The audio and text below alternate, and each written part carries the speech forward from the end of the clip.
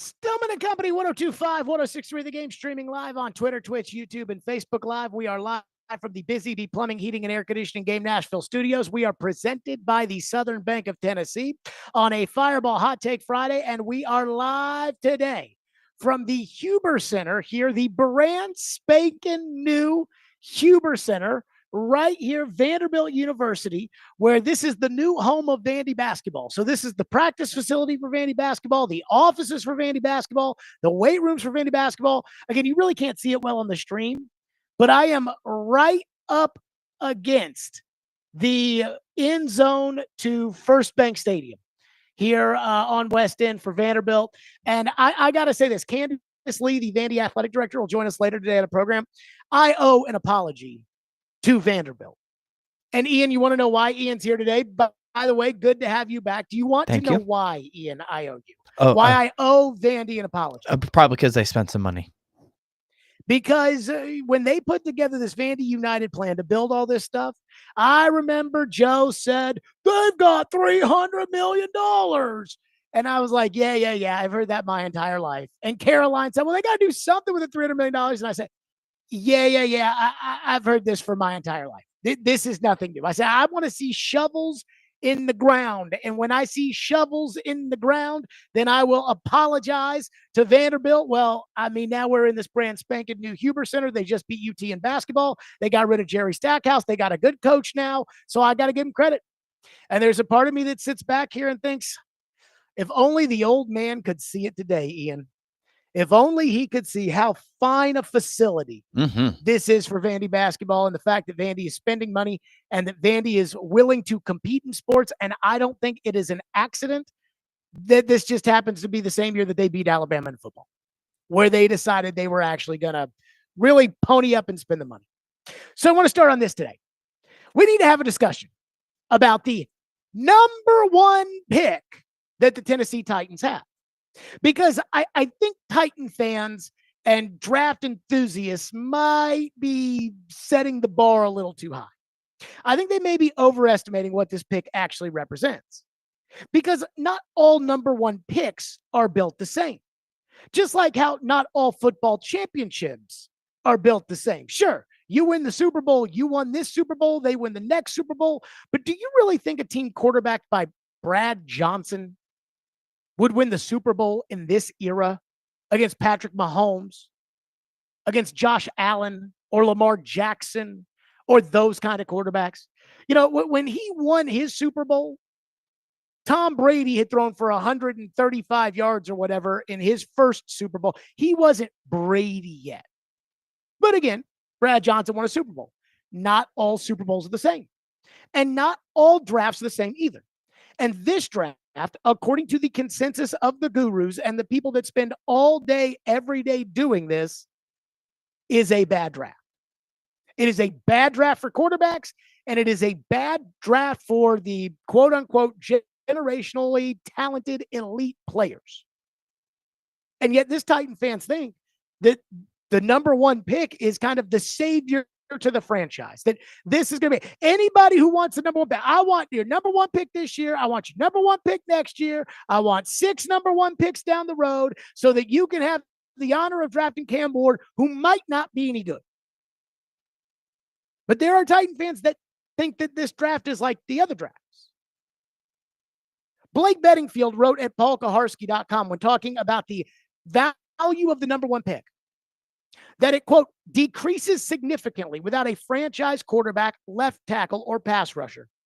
Blake writes, and again, Blake Bedingfield is the former Titans director of college scouting, the one that banged the table to get them to draft Derrick Henry.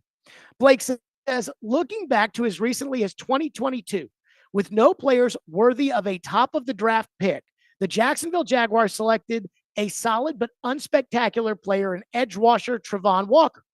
Also, the most depleted draft in the past 30 years was 2013, where Eric Fisher out of Central Michigan was the first pick in the draft by Kansas City. He was a left tackle, Blake writes, with above average traits, but he was only a solid starter grade by most teams. The 2013 draft overall was poor, where only one player in the top 10, Fisher, made a Pro Bowl roster. The 2025 draft, Blake writes, is somewhere in between the 2013 and 2022 drafts. The Titans would love to trade out of that pick and acquire multiple draft picks in 2025 and 2026 to restock their weak roster. But is there a team willing to make that kind of a deal? Again, he's telling you the two worst drafts of recent memory, 2022 and 2013, this draft is in the middle of. The 2013 draft, Eric Fisher, Luke Joeckel, the first quarterback, E.J. Manuel, that went in the first round, he stunk. The only quarterback who's actually mattered at all in the NFL in that 2013 draft was Geno Smith.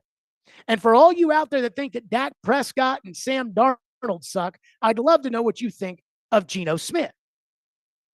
And this draft might be a little bit better than that. But this draft, Blake says, is worse than Travon Walker, Aiden Hutchinson, Sauce Gardner, Derek Stingley, which was the 2022 draft. And again, I think Derek Stingley's a very good player for the Texans. I don't think he's a franchise changer. Again, a franchise changer, that's Lawrence Taylor out of North Carolina. A franchise changer, that's Jaden Daniels out of LSU. And that's why I think getting out of the hole that the Titans are in right now is significantly more complicated than people think. I really think there are a lot of people out there that just think, take Cam Ward with the number 1 pick and maybe there's a chance he becomes Joe Burrow. I'm going to tell you right now, based off of every discussion I have had with scouts, former general managers, draft gurus, coaches, college coaches, every discussion that I have had, Cam Ward is not Joe Burrow.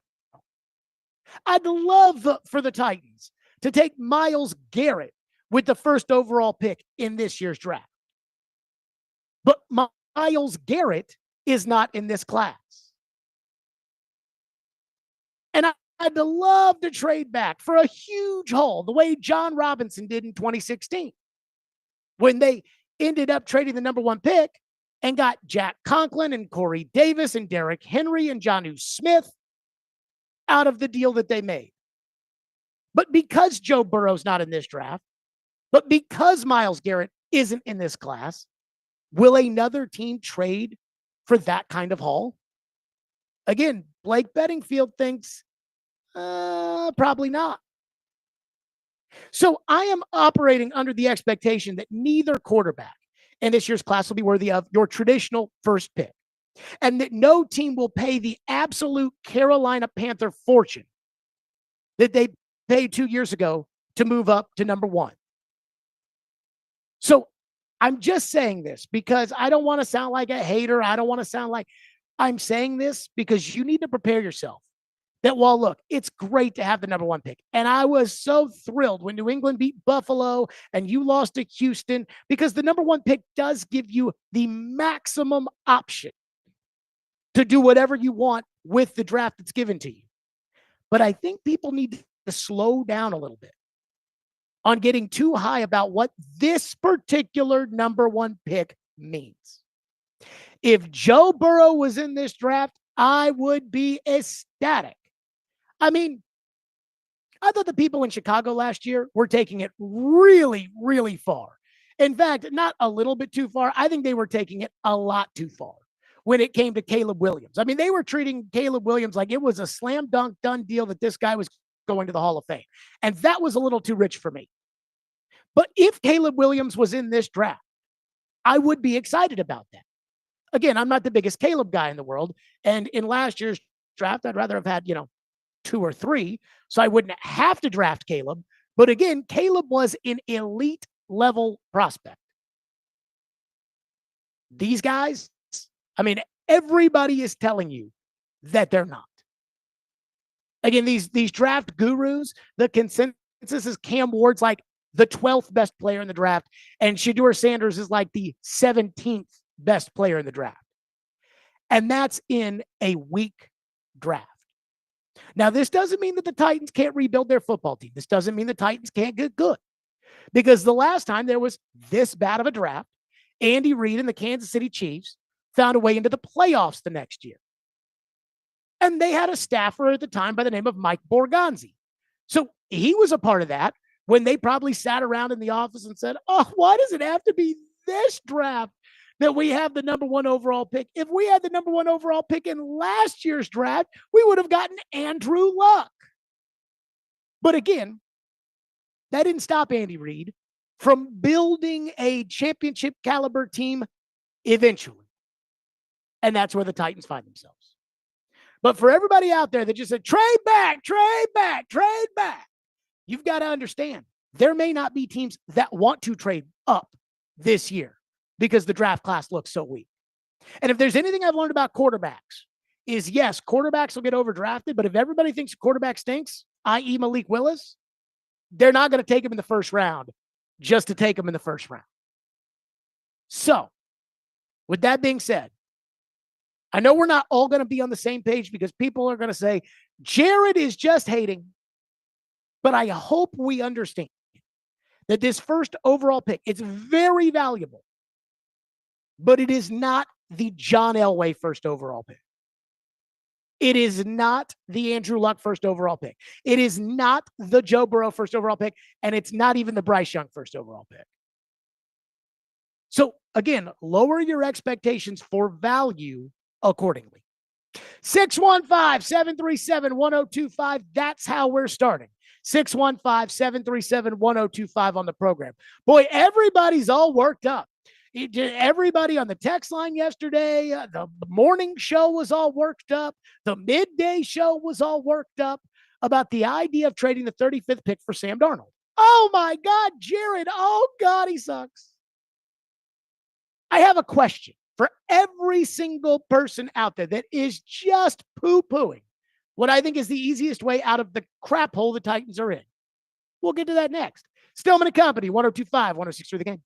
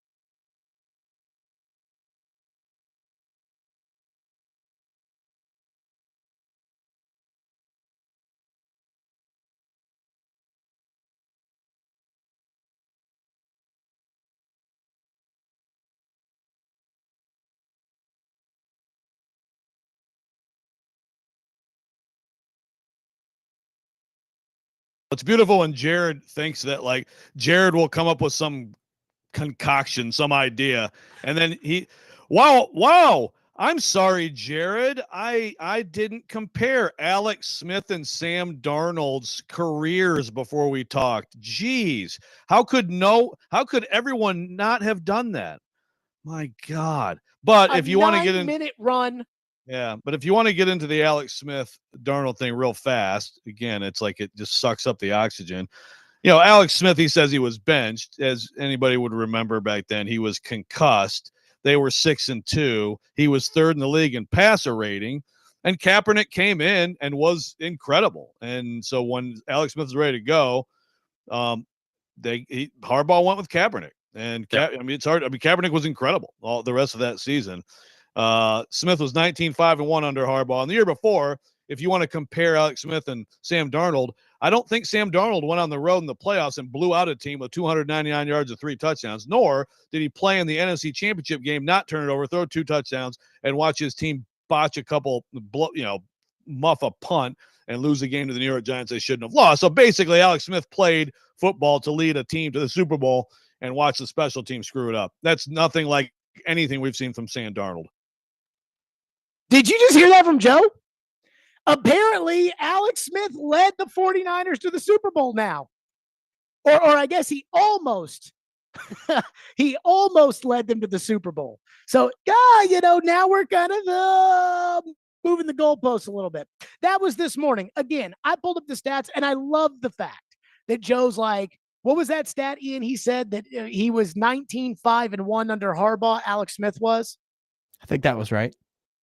Okay, well, in Sam Darnold's last 2 years as a starter, or last 3 years as a starter, so the last year in Carolina, the one game he started in San Francisco that they lost at the end of the season, last year when they didn't play anybody, and then every game with Minnesota, Sam Darnold's 18-6 as a starter. So he's right there with Alex Smith. And the numbers are so incredibly similar. Like, in fact, they're almost identical when it comes to quarterback rating. Sam has more touchdown passes than Alex did. I mean, it's almost shocking how exact the first 7 years of Alex Smith's career are before he went to Kansas City with the first 7 years of Sam Darnold's career.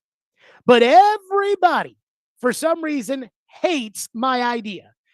This idea that you would hire a general manager from the Chiefs who has come in and said he wants to be like the Chiefs. And you're in almost the exact same situation as the Chiefs. When Andy Reid got there, worst team in the league, number 1 pick, bad draft class, 1 quarterback out there. So again, I mean, it's a very similar situation. The quarterback's numbers are very similar. When you say, well, Sam Darnold, he sucks. Sam Darnold won 14 games this year, head of the Pro Bowl. Like, I hate to say it, but that's just a fact. But again, I'm not here to debate that. I'm here to ask this question to everybody who hates Sam Darnold for the 35th pick. And again, Alex Smith was the 34th pick and another second-round pick for Kansas City to acquire him, to quote-unquote solidify the quarterback position, as Mike Borgonzi keeps stating. And I'm not saying 2 second-round picks. I'm saying 1. 35 for Sam Darnold. Here's my question. What's your plan? If neither of these guys project as franchise quarterbacks, Sanders and Ward, and you don't like Sam Darnold, then what's the plan? Because you cannot go into the season with, we're going to wing it at quarterback. You cannot do that in the NFL. I remember years ago, do you remember when Washington hated Kirk Cousins? And Kirk was kind of in his prime. He was probably 26, 27 years old. And Washington kept franchise tagging Cousins because they really didn't want to give him a contract because they didn't believe. And I'll never forget, there was this big rumor that came out after the combine, which was San Francisco had just hired Kyle Shanahan, and San Francisco was going to trade for Kirk Cousins. Shanahan likes him. Washington doesn't. And everybody asked Floyd when he walked in the building that day, Floyd, what do you think of a Washington trading Cousins to San Francisco? And he just goes, well, who's Washington's quarterback going to be? Nobody had an answer. He's like, well, I mean, you're not going to trade somebody if you don't have a quarterback. So again, what's the answer here? Some people will say, what about Derek Carr? I hear this all the time. Well, let me ask you the same question Floyd asked everybody that day. If they trade you Derek Carr, who's New Orleans quarterback going to be? Jake Haener? Don't think so. Also, Derek Carr is going to be 34 years old. Sam Darnold's going to be 28. There is a difference. Carr's also coming off of a major injury, and because I don't think New Orleans will trade him, it will cost you at least the 35th pick in order to try to make that deal. So I don't think Derek Carr makes a lot of sense. Old man Rodgers for 1 year? Well, does that really solidify the position the way Mike Borgonzi was talking about solidifying it yesterday on DVD, the way he talked about solidifying it in his press conference the other day? Don't think so. What about Justin Fields, Jared? Justin Fields has a career record of 14-30. He couldn't start in Chicago, and he couldn't start in Pittsburgh. Daniel Jones is 20 games under 500. So I am asking, what's your plan here? If you're a no on Darnold, he sucks. We can't give up the pick, Jared. We can't give Sam Darnold the contract, which I would. My plan is simple. 35 for Darnold, and then a 4-year extension that's really a 3-year deal. And then we can figure everything else out around the quarterback. You're probably not going to win the Super Bowl that way, but you are going to build a foundational football team, kind of the way they did in Kansas City. Now, I'll tell you right now, if I picked up the phone and called Minnesota, now, the way to do this is not to pick up the phone and call Minnesota about Darnold because they haven't even franchise tagged him yet. He may just be out there in free agency. But the way to do this is to pick up the phone and call him about JJ. And if they say, no, we're not trading JJ, we would never trade JJ, then you have their answer that they'll trade Sam Darnold. But if Minnesota demanded a first-round pick in next year's draft instead of 35, or 35 and a second rounder in next year's draft, I wouldn't do it for Darnold. And then you ask me, okay, what's my plan? My plan would be Mac Jones on a 1-year deal, or Jake Browning in a trade, or something as a bridge quarterback. But I don't feel very good about those options at all. And I heard the midday show, and boy, they were crying and screaming about the idea. We can't trade the picks for Sam Darnold. Titans got to have picks. You can't trade the picks. You need the picks. Well, you need the picks so you can get players. Using a second-round pick, granted, there's a lot of value in a second-round pick. But you are all the guys that are jumping up and down and humping a two-down defensive tackle that you took at 38 last year. I'm talking about trading for a Pro Bowl quarterback at 28 years old. I just solved your biggest problem, did I not? With a second-round pick. Picks are players. You're not acquiring a 40-year-old player. You're acquiring a 28-year-old player. But again, my point is like, this is not going to be for everybody. I need a plan, though. If you don't like my Sam Darnold plan, I need your plan. We should just trade for Mahomes, Jared. Right. It doesn't work that way. If Sanders and Ward don't profile as franchise guys, then what do you do? And it does look like Sanders and Ward at this juncture do not profile as franchise guys. So what's the plan? Long-term and short-term. What's the plan? And again, for me, it's Sam Darnold on a 4-year contract that's really a 3-year contract, and then we go from there. We build the roster up around Sam Darnold. We try to win games with Sam Darnold, and then eventually, just like they did in Kansas City, we try to replace Sam Darnold. But that's my plan. So if everybody else is out there is so much smarter than me, again, this idea that, well, the stats basically say that Sam Darnold is Alex Smith. And if the stats lean one way or the other, the stats lean towards Darnold in a direct competition with Smith. Forget about well, Smith was doing well and Kaepernick came in. I don't care about that because, again, Donovan McNabb got hurt and A.J. Feely did well, but they didn't stick with A.J. Feely because Donovan McNabb was their franchise guy. Smith wasn't their franchise guy. And I don't think Darnold is Minnesota's franchise guy. But right now, he can be your immediate solidify the quarterback option, both in the short term and the semi-long term. But again, everybody says that's a terrible idea. So you give me a better plan that's not, let's sign Daniel Jones, who's 20 games under 500. Again, I heard the morning show poo-poo the idea that Sam Darnold is Alex Smith. I heard TD poo-poo it. I heard the midday show poo-poo it. And again, it's all these crazy things like, oh, you don't know this, but Alex Smith had bad coaches. Yeah, so did Sam Darnold. You ever heard of Adam Gase and Matt Rule in Carolina? When Matt Rule got fired in Carolina, Sam Darnold went 4-2 with Steve Wilkes as an interim coach. So give me a break and give me a plan. 615-737-1025 is the phone number, 615-737-1025. D. Mace, and I love him. God bless him. He was a great Titan. He's a great guy. D. Mace said something today that truly, truly grinds my gears when it comes to this discussion. And I'm hearing it from a lot of Titan fans in regards to why they don't like certain quarterbacks. We'll do that next. Stillman & Company. It's 1025 The Game.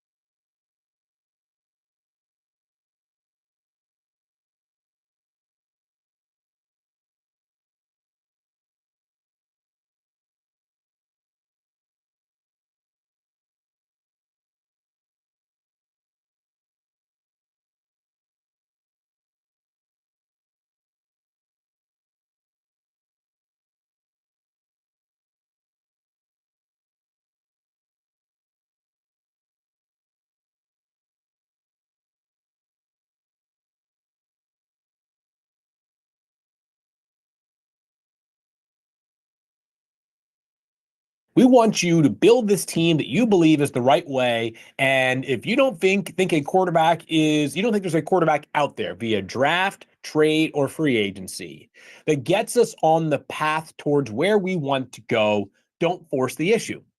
In my experience, Mel, and I think yours would echo this, most owners don't think that way, right? When they have the number one pick in the draft and they've got a lot of money to spend and they just came off of a really bad season, they're saying to their GM or their head coach, let's find a quarterback, whether it's through the draft or free agency or a trade. The trade market is going to be cold this offseason. The free agency market revolves around one guy. That's Sam Darnold. And by the way, Sam can only go to one team. So we'll see where Sam ends up, but it's not like it's a slam dunk that it is the Titans. That was Field Yates on the First Draft podcast talking about, hey, at the end of the day, there's only going to be one guy out there anybody wants, and it's Sam Darnold. And it's no slam dunk that Sam Darnold goes to the Titans. Again, I think Minnesota is franchise tagging Darnold, and then if people want to trade, they'll trade, and if not, they'll keep him. I think they're okay paying him $40 million to be the starting quarterback next year and keep JJ on the bench for another year, but that's why you have to give them something good. So there's one thing as I talk about Sam Darnold, and Titan fans are on their whole, Sam Darnold sucks. Because again, with Titans fans, every quarterback who's not Mahomes sucks.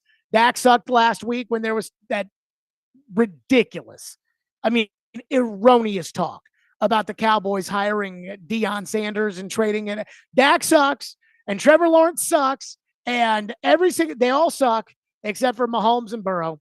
And Darnold sucks because he played 2 bad games at the end of the year last year, as if Alex Smith's last game as a Chief wasn't Marcus Mariota going in there and beating him. But there's one thing Derek said today when the midday show was poo-pooing the idea of Sam Darnold. They hate Sam Darnold on the midday show. They'd rather play a bad quarterback and lose, which I promise you Brian Callahan doesn't want to do. But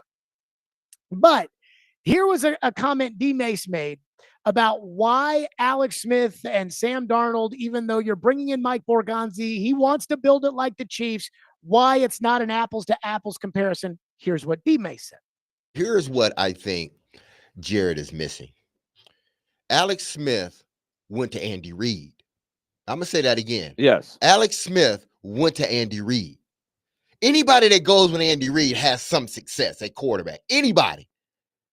There may have been a few guys, but more than likely, when you're coupled with Andy Reid, whether he was the head coach in Philadelphia or now, and you've played, you've had success. Okay. And a lot of people have echoed a similar thought, especially when it comes to Darnold, which is we don't have Kevin O'Connell calling the plays, Jared. So because you have a bad coach, according to you all, because you have a coach that you don't think's good enough, all of a sudden now it's like, well, let's not try to get anybody good, because unless it's Mahomes, who, by the way, also has Andy Reid, unless it's Mahomes, it's not going to matter who the quarterback is, because we don't have Andy Reid and we don't have Kevin O'Connell and we don't have. If you look at a guy like Sam Darnold, who clearly has talent, clearly is a good quarterback, or at least was a good quarterback this year. If you've got a good player on your team, what you don't do is you don't say, well, our coach isn't as good as Sean McVay, so let's not even try. You fire the coach. If you think your coach can't get good players to play well, then you fire him. There's no ifs, ands, or buts. It's like the idea when we were talking about drafting a quarterback in 2023. And people said, well, I don't know if I trust Mike Vrabel's coaching staff to be able to develop a quarterback.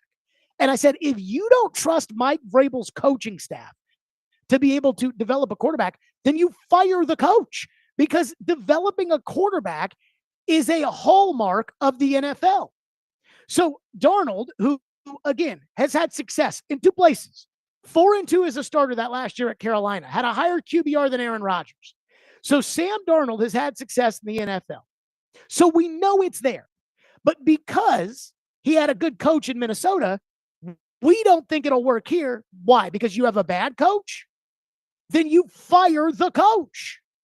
And I'm not advocating for Brian Callahan to be fired. But I am telling you that if you look at the other coaches in the league and said, oh, well, we don't even need to worry about getting players that the other coaches in the league can coach up, then you have to fire your own. Like, it's just a basic, simple concept. Again, this is not like college where it's like, well, I'm at Weber State, so I'm not going to be able to get the same players as Alabama. This is the NFL. The top quarterback plays in a small market, Kansas City. The best quarterback city in America is the smallest market in the league, Green Bay. Don't give me this idea that, oh, well, it doesn't matter. I mean, don't even worry about Darnold because we don't have Andy Reid. We've got Scarbini, so it's not going to be worth it. Then again, fire the coach. Phone line driven by WilsonCountyHyundai.com on a Fireball Hot Take Friday, 615-737-1025. Tyler has been waiting patiently and is up next here on the program. Tyler, thank you for calling. Go ahead. Hey, how's it going? I do believe, I just want to apologize. I think I was listening to 104.5. I called y'all. But anyways, regardless, I'm a diehard Eagles fan. And I just wanted to say the right guard, Sam Cosmi, was before he got injured this past week. I don't care about any of this. I'm sorry. I do not care. You don't care about the playoff game? Washington right guard.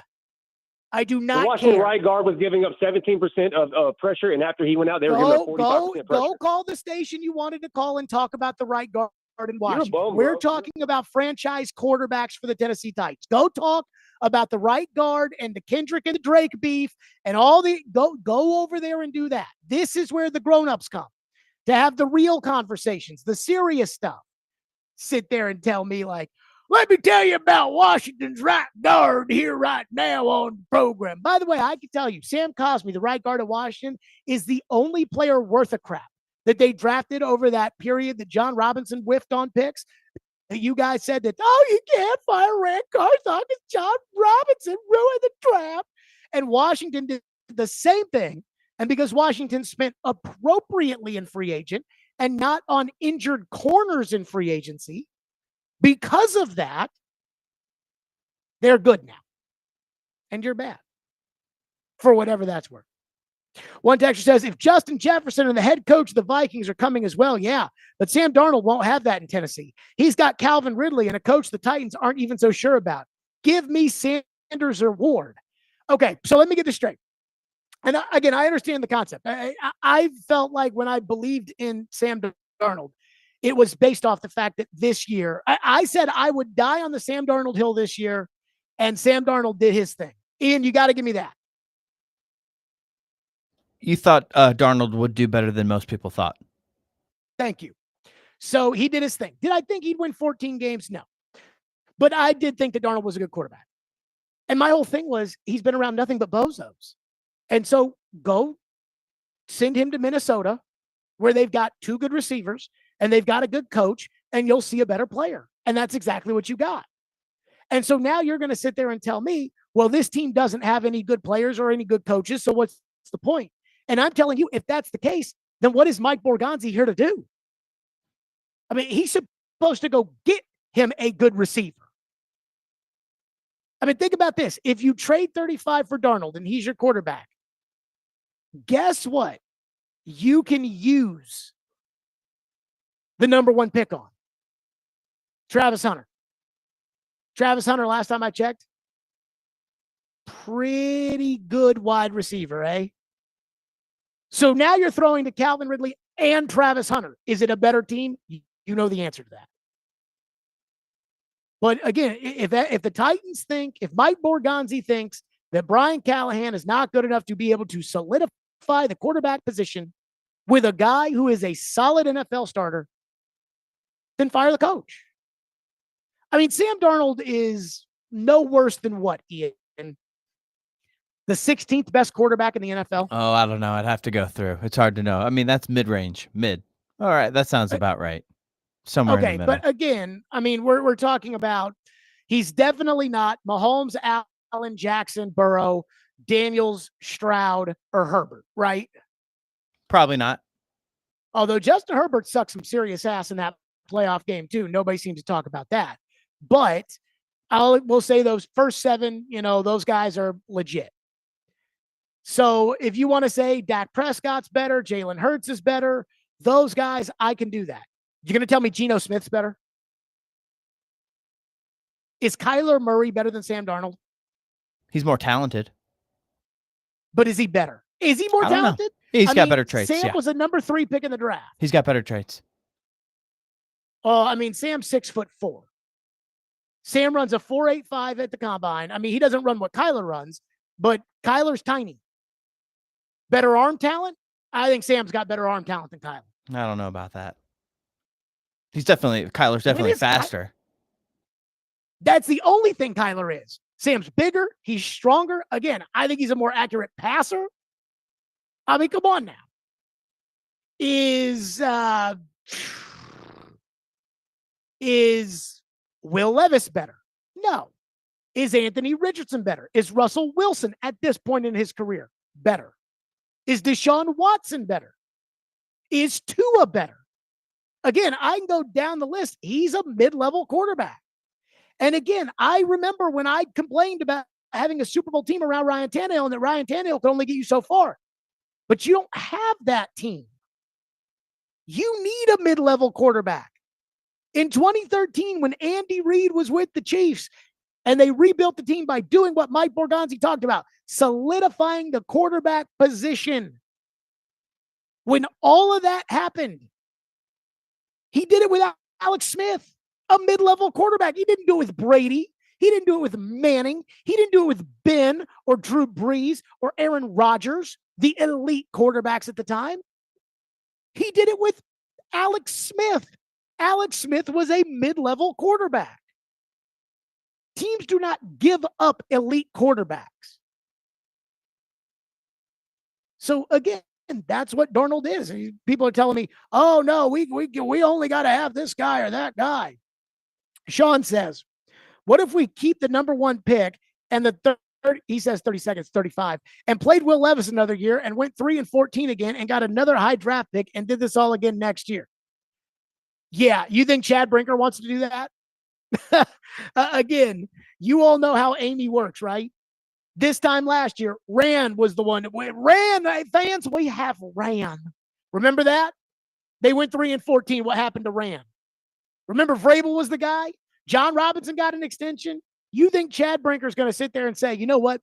I care about these draft picks so much that we are going to stockpile draft picks and not win. And you think that's going to go over well with Amy? Come on now. 615-737-1025, which is our phone number, 615-737-1025. A stupid team made a very, very smart move today, and it is making me nervous. We'll do it next. Stillman & Company, 1025 again.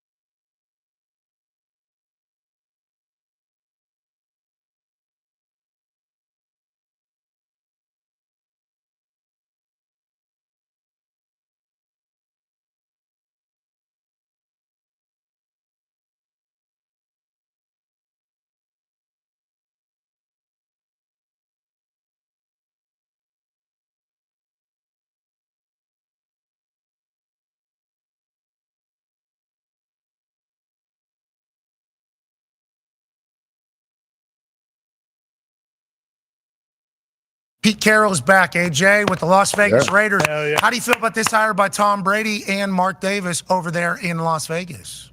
I love it. I mean, I see all the great clips of Pete just throwing dimes everywhere and running up and down the field. It's great to see him. And Shefty was like giddy with excitement when he was talking about like when he got to experience a Pete Carroll team meeting. So yeah, that's what you're bringing in. I think it's good. Like obviously it depends on what happens at the quarterback position and all that, but I like that Tom has his hand in this and says he wants some experience, he wants some energy, and Pete seems like a great guy. I mean, Pete in Vegas, man, I think this is a pretty good fit. Oh my God, I hate it. I mean, I love it for Pete Carroll, who I love, and I love it for the Raiders, who I don't care about. But oh my God, when I saw that today, and I hadn't been keeping up with the Raiders coaching search, I had seen that they had hired John Spytek from Tampa Bay to be the general manager. I don't know John Spytek from a jar of Vicks. He might be good. He might be Rand Carthon. I don't know. But when I saw that the Raiders hired Pete Carroll, and the Raiders, they were hot and heavy. They wanted Ben Johnson. And I was like, give him Ben Johnson. Who cares? But then when I saw they hired Pete Carroll, I thought, oh, number one, I'm jealous because I wish Pete Carroll was the coach of the Titans. I do. I think Pete Carroll is a freaking good coach. I still think he's a good coach now. But number two, this is what really chapped my tushy about it. And again, I'm happy for Pete. But here's what really chaps my rear end about this. The Raiders are traditionally a very, very, very stupid team. Kind of like all the other stupid teams that are consistently bad because of their own stupidity. Like the Jets, who pick players based off of their Madden football rating. So when I saw that the Raiders hired Pete Carroll, I thought, oh no. Again, I think they only hired Pete Carroll because all the other candidates wanted to go somewhere else. And nobody wanted Pete because he's old. But I thought, oh no. I was honestly a little depressed because one thing I was at least a little hopeful for, all you people out there that are like, trade the number one pick. One of these teams wants a quarterback. Trade the number one pick. Go out there, see it. And I'm like, if these quarterbacks aren't good, and everybody is saying these quarterbacks aren't good, it doesn't make them right, but it is the consensus. I asked a former general manager the other day, I said, what do you think of these two guys? He said, I kind of like Ward, which meant he doesn't like Sanders at all. Pete Carroll's not going to reach on a quarterback. Pete Carroll is not going to do something stupid for the sake of doing it, which is what I'm banking on the New York Giants doing.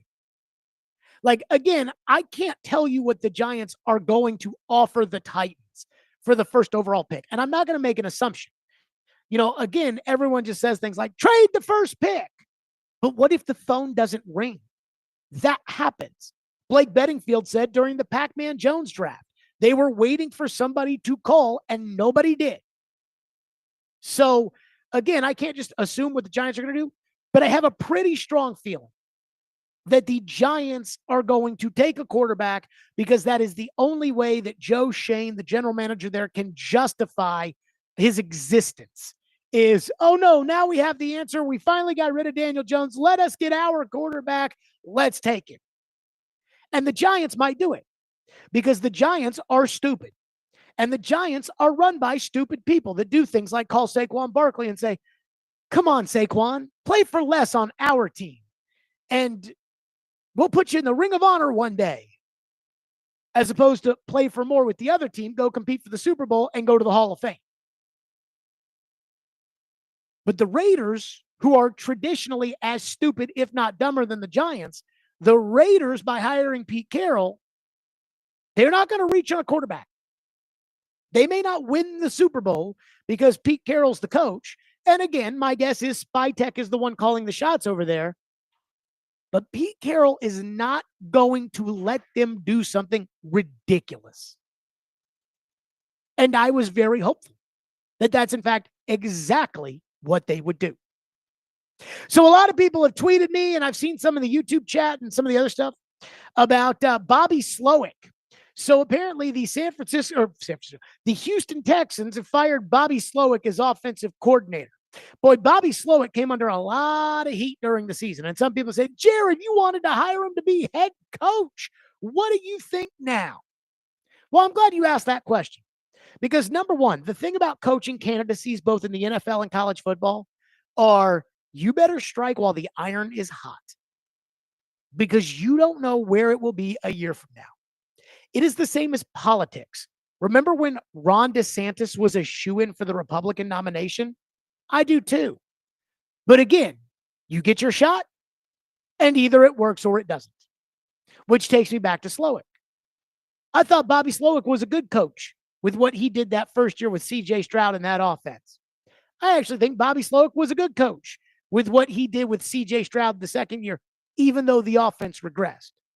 His receivers got hurt. The offensive line was a mess. I'll take John McClain at his word when he says that Kyle Shanahan believes Bobby Slowick is the best assistant coach on offense he's had in San Francisco. Do we really need Nick Foles as the offensive coordinator of the Titans? Again, people tell me that I'm not allowed to think that Sam Darnold can be any good with the Titans because the Titans don't have Andy Reid and the Titans don't have Kevin O'Connell and the Titans don't have these great coaches that everybody else has. So I need to suck it up, live with Justin Fields, and win 4 games next year. I'm not really interested in that. You might be, but I'm not. But again, if that's the case and my coaches are no good, why not bring in Bobby Slowick to be the right-hand man to Brian Callahan? Again, a lot of you don't even like Callahan calling the plays. Maybe Bobby Slowick calls the plays. It's the same system. It'd be fine to go to Bobby Slowick. But the one thing that I am convinced of is last year, given how horrible the Texans have been on offense for years and years and years, hell, you guys got excited about Tim Kelly. Bobby Slowick's probably that one season the best offensive coordinator the Texans have ever had. You sure that you're too good for that? Because I'm pretty sure he didn't forget how to coach. 615-737-1025, which is our phone number, 615-737-1025. There's a common theme amongst Titans fans when it comes to, again, their plan that I've asked for. And I got to say, is this a plan you're really willing to roll with? We'll get to that next. Stillman and Company. We are live again from the brand new Huber Center, the home of Vandy basketball. Again, the practice facility, the weight rooms. I mean, it is beautiful out here at the Huber Center at Stillman and Company. 102.5 The Game.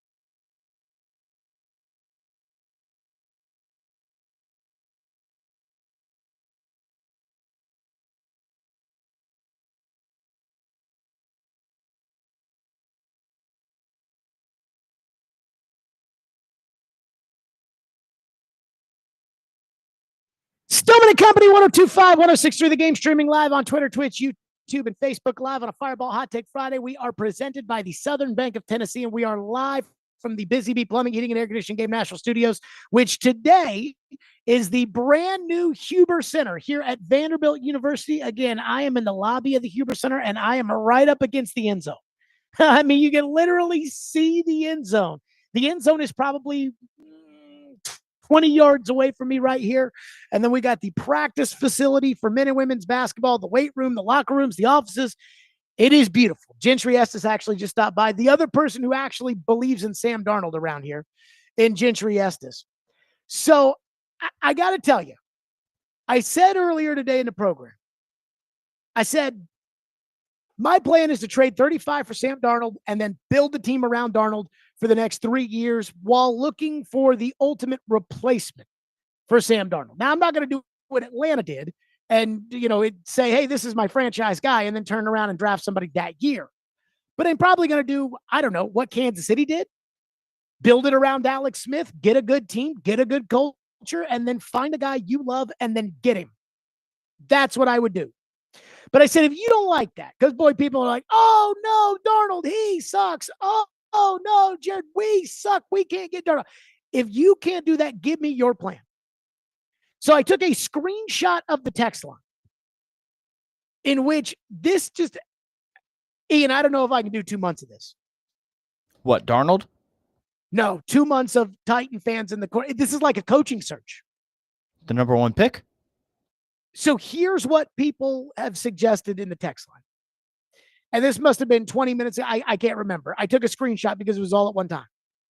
First guy, I'd rather trade number 1 for Lawrence.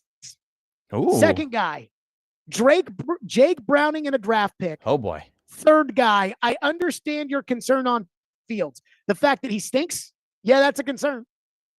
The fourth guy, I would go get Hendon Hooker. Oh, boy. The fifth guy, Zach Wilson with a question mark. Uh-huh. The fifth guy, what about Trevor Lawrence? The sixth guy, sign Teddy Bridgewater. And the seventh guy, what about bringing Tannehill back? All the options. So, again, let's just run right through them. Let's just knock them down. Number 1, you're not getting Trevor Lawrence. They're not trading him. I heard Dan Orlovsky had a hot take this week about the Titans should trade the number 1 pick for Trevor Lawrence. They're not going to do that. Jacksonville thinks they have a Joe Burrow level player. Now, I don't think he's Joe Burrow, but I'm telling you, they think they have a Joe Burrow level player in Trevor Lawrence, and they just haven't done a good enough job to support it. Jacksonville is not going to take the number 1 pick for Trevor Lawrence. And by the way, and I am not a Lawrence guy, I think I would do that. I think I would trade the number 1 pick. Lawrence has already been paid his signing bonus. I think I would trade the number 1 pick for Trevor Lawrence and try to build a team around him. And again, I am not a Lawrence guy, but I recognize the talent Lawrence has. Jake Browning and a draft pick. I love this. Jake Browning played better than expected in Cincinnati. When Joe Burrow got hurt and Jake Browning went in, and there were a couple of nationally televised games, Jake Browning played better than people expected. They still missed the playoffs. You know that, right? Sam Darnold won 14 games with Justin Jefferson, and it's, oh, no, he sucks. Jake Browning had Jamar Chase and T. Higgins, and he didn't win 14 games. Jake Browning. By the way, you have to trade for Jake Browning. So what are you going to trade the 35th pick for him? I would go get Hendon Hooker. I'm going to knock out the Hendon Hooker and Teddy Bridgewater ones right now.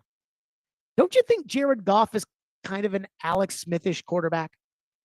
Number 1 pick, had a little bit of success. When he's on a bad team, he stinks. When he's on a good team, he's good. If Hendon Hooker was all that in a bag of chips, don't you think at some point in a 3-interception game, they would have put him in? Also, if he was all that, don't you think they would be trying to find a way to get Hendon Hooker in the game? Instead, when Jared Goff went out on Saturday, Hendon Hooker, who's about 30 years old, didn't go in the game.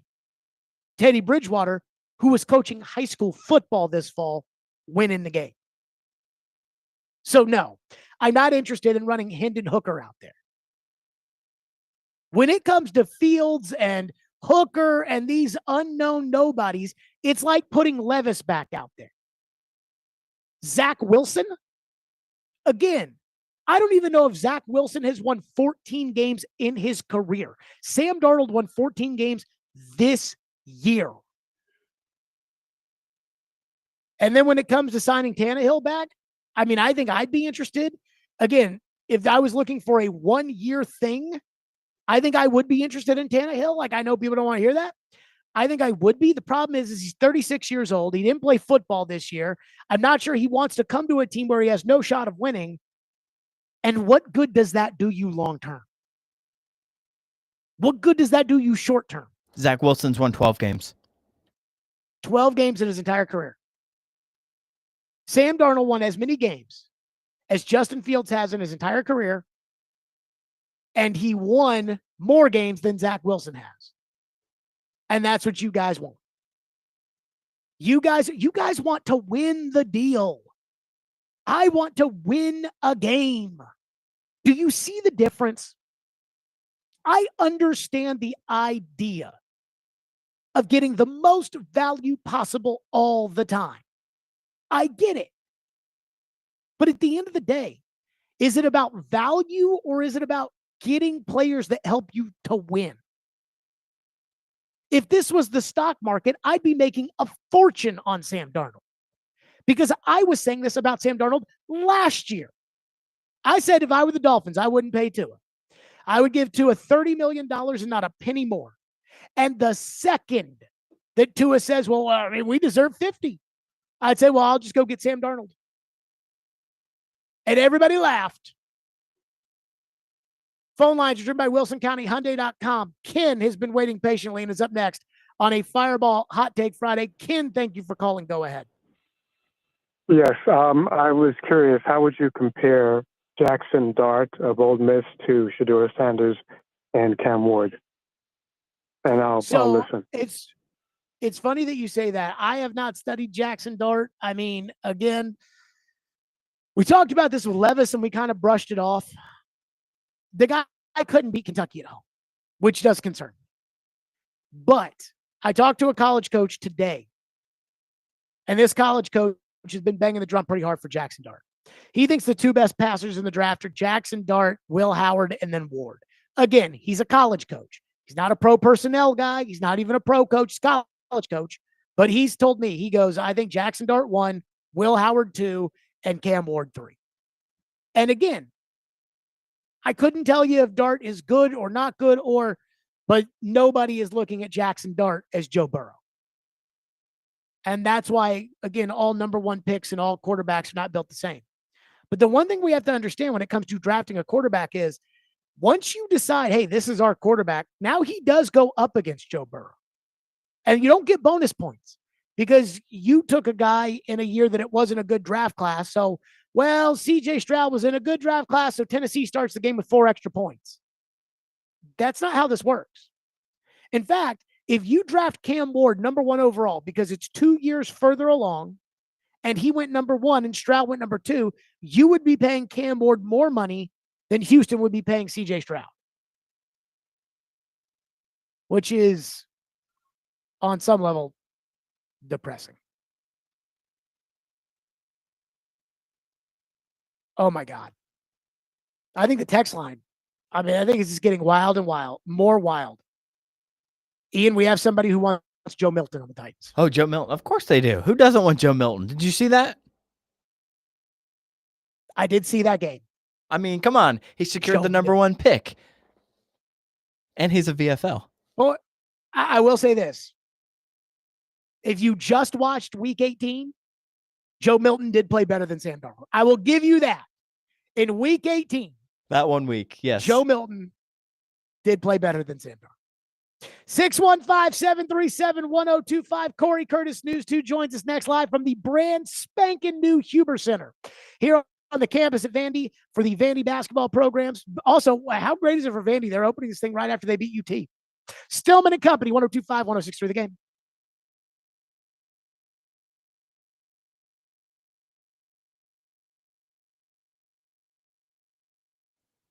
I got to tell you about Hiller Plumbing, Heating, Cooling, and Electrical. And again, when it comes to Hiller, they are proud supporters of the Vanderbilt Commodores right here at the Huber Center where we are hanging out. Hiller Plumbing, Heating, Cooling, and Electrical. And Hiller takes great care of my home. They can do the exact same for you.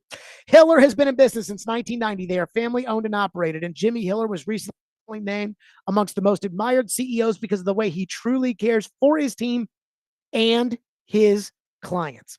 Hiller takes care of the customer on every job, every time. And again, I know this because I use Hiller at my home. 100% satisfaction of happy you'll be or the service is free, guaranteed. And if a customer is not pleased with the work performed, they'll make it right. Learn more at happyhiller.com. That's Hiller Plumbing, Heating, Cooling, and Electrical. Proud supporters of the Preds, the Vols, and Vandy. Hiller, call the Happy Face Truck today.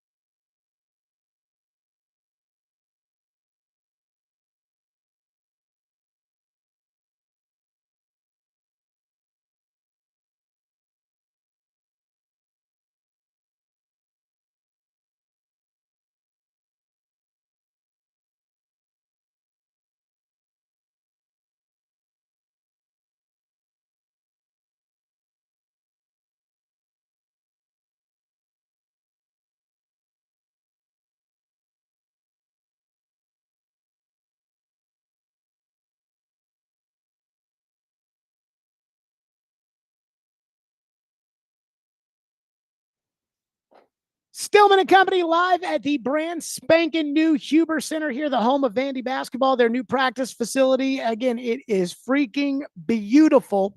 In fact, where we are in the lobby, we have the football field right behind us at First Bank Stadium. Ian, we got the baseball pitchers out here throwing on the football field. Okay, I like it. Well, I at first was like, why don't you go throw on the baseball field? And I just realized something. Again, they're probably getting their arms in shape. The season's a month away. It's coming up, yeah. Is it? I would think they probably go on the football field to warm up because it's right next to the baseball field, but they can be like, okay, give me 30 yards and warm up from 30 yards for 5 throws. Now go 40 yards. They got the measurements. Easier on the football field. Yeah, to be able to do that.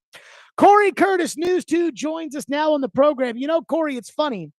I wish the old man was here to see this brand new Huber Center here at Vanderbilt. I wish the old man was here to see Vanderbilt beat Alabama and have NIL money to pay a quarterback, and they just beat UT. And because for years and years and years, I had heard that Vandy was going to build something new, and they never did. And now here we are at this brand spanking new Vandy basketball facility, and the football stadium's getting renovated, and it just feels a little different out here. I'm just saying that. I wish the old man could see it, Corey. Well, I always say winning doesn't happen by accident, especially in college. Colleges tend to win when they decide to. And, you know, Vanderbilt has decided to a certain level that they want to be more competitive. And so they are more competitive. I mean, across the board. I mean, football is more competitive. Both basketball teams are much more competitive now. We know baseball is competitive. And good Lord, we know that bowling team is flat out dominant. Dominant. Okay, so let's start on this. Have you heard my Sam Darnold theory? Yeah, largely that he could be a nice bridge quarterback for the Titans. Essentially, he could be their Alex Smith. You know, again, Mike Borgonzi's come in here and is Kansas City this, Kansas City that. You know, we're going to build it like Kansas. We're going to solidify the quarterback.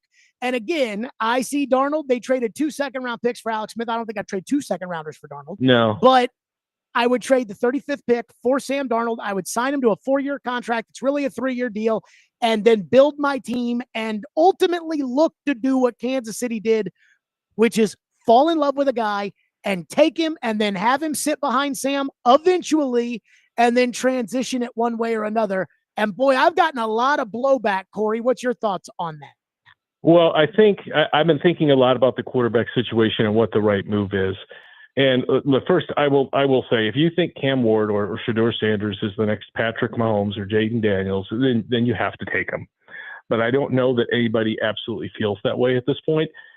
And, you know, so I've been thinking more about just having a guy who can make your offense function until you can build the roster back up and truly find a number one quarterback. And, you know, Alex Smith is a great example of that. He was a guy capable of winning games with a good team, but he wasn't going to be the guy who took you over the hump to win the big one. And I think we can say that about Sam Darnold right now. You know, we saw it in Minnesota with good personnel around him, you know, much like Ryan Tannehill as well, could make the offense function and, you know, could put some points on the board. But ultimately, when it came to win the big one, you know, he came up short. But, you know, the Titans aren't even talking about being competitive for the big one next year or probably 2 years. So having a guy like that for 2 or 3 years who can make it function, I think what's exciting about that prospect to me, Jared, is even if it did cost you a number 2 pick. But, I mean, if he's a free agent, it won't cost you anything.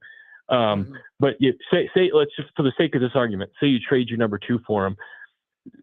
When listening to Chad Brinker, one of the things that keeps ringing into my head is they need premium players at premium positions, plural.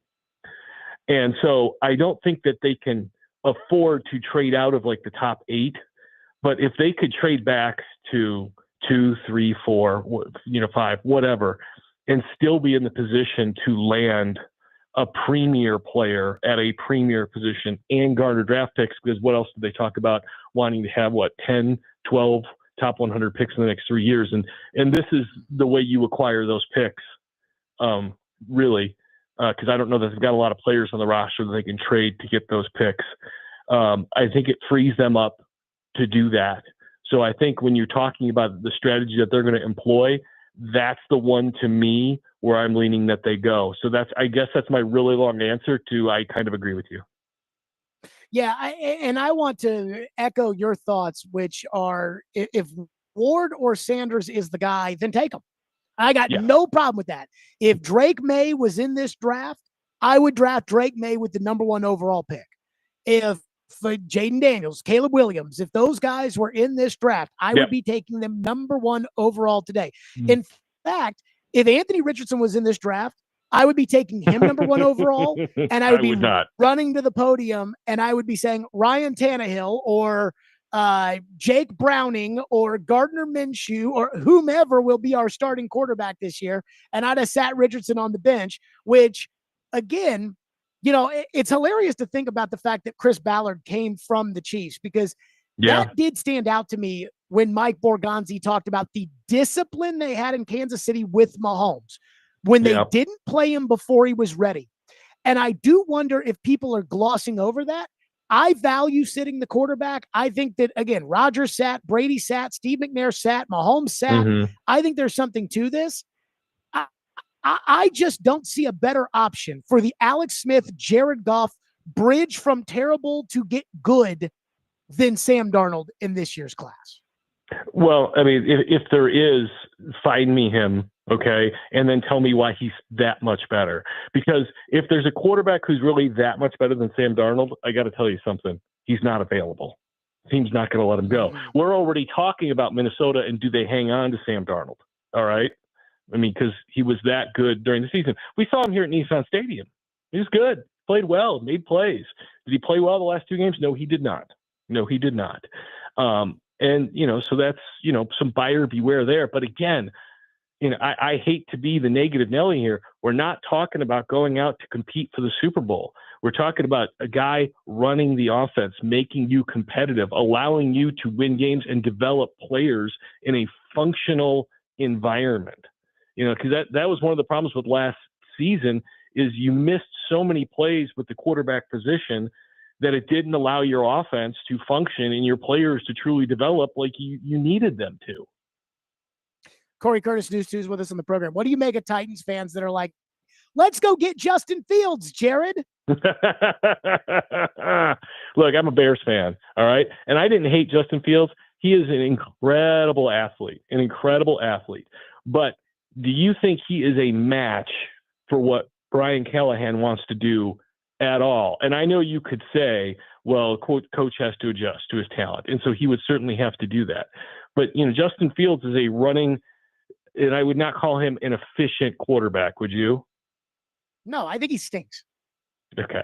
Well, so again, he needs a point guard, someone who can run his offense efficiently, pass the ball. I mean, look at Joe Burrow. Let's see, like 70% on his completion percentage. Jaden Daniels in the playoffs, 70% in the playoffs. That's the kind of stuff that Brian Callahan is looking for. And I will say this, if Justin Fields was Lamar Jackson, he would have shown it by now. He can run like Lamar Jackson, but he is not consistent enough in the passing game like a Lamar Jackson or a Josh Allen or a Jaden Daniels or Jalen Hurts. Corey Curtis with us on the program. What were your takeaways from the Brinker sit down and the Borgonzi press conference?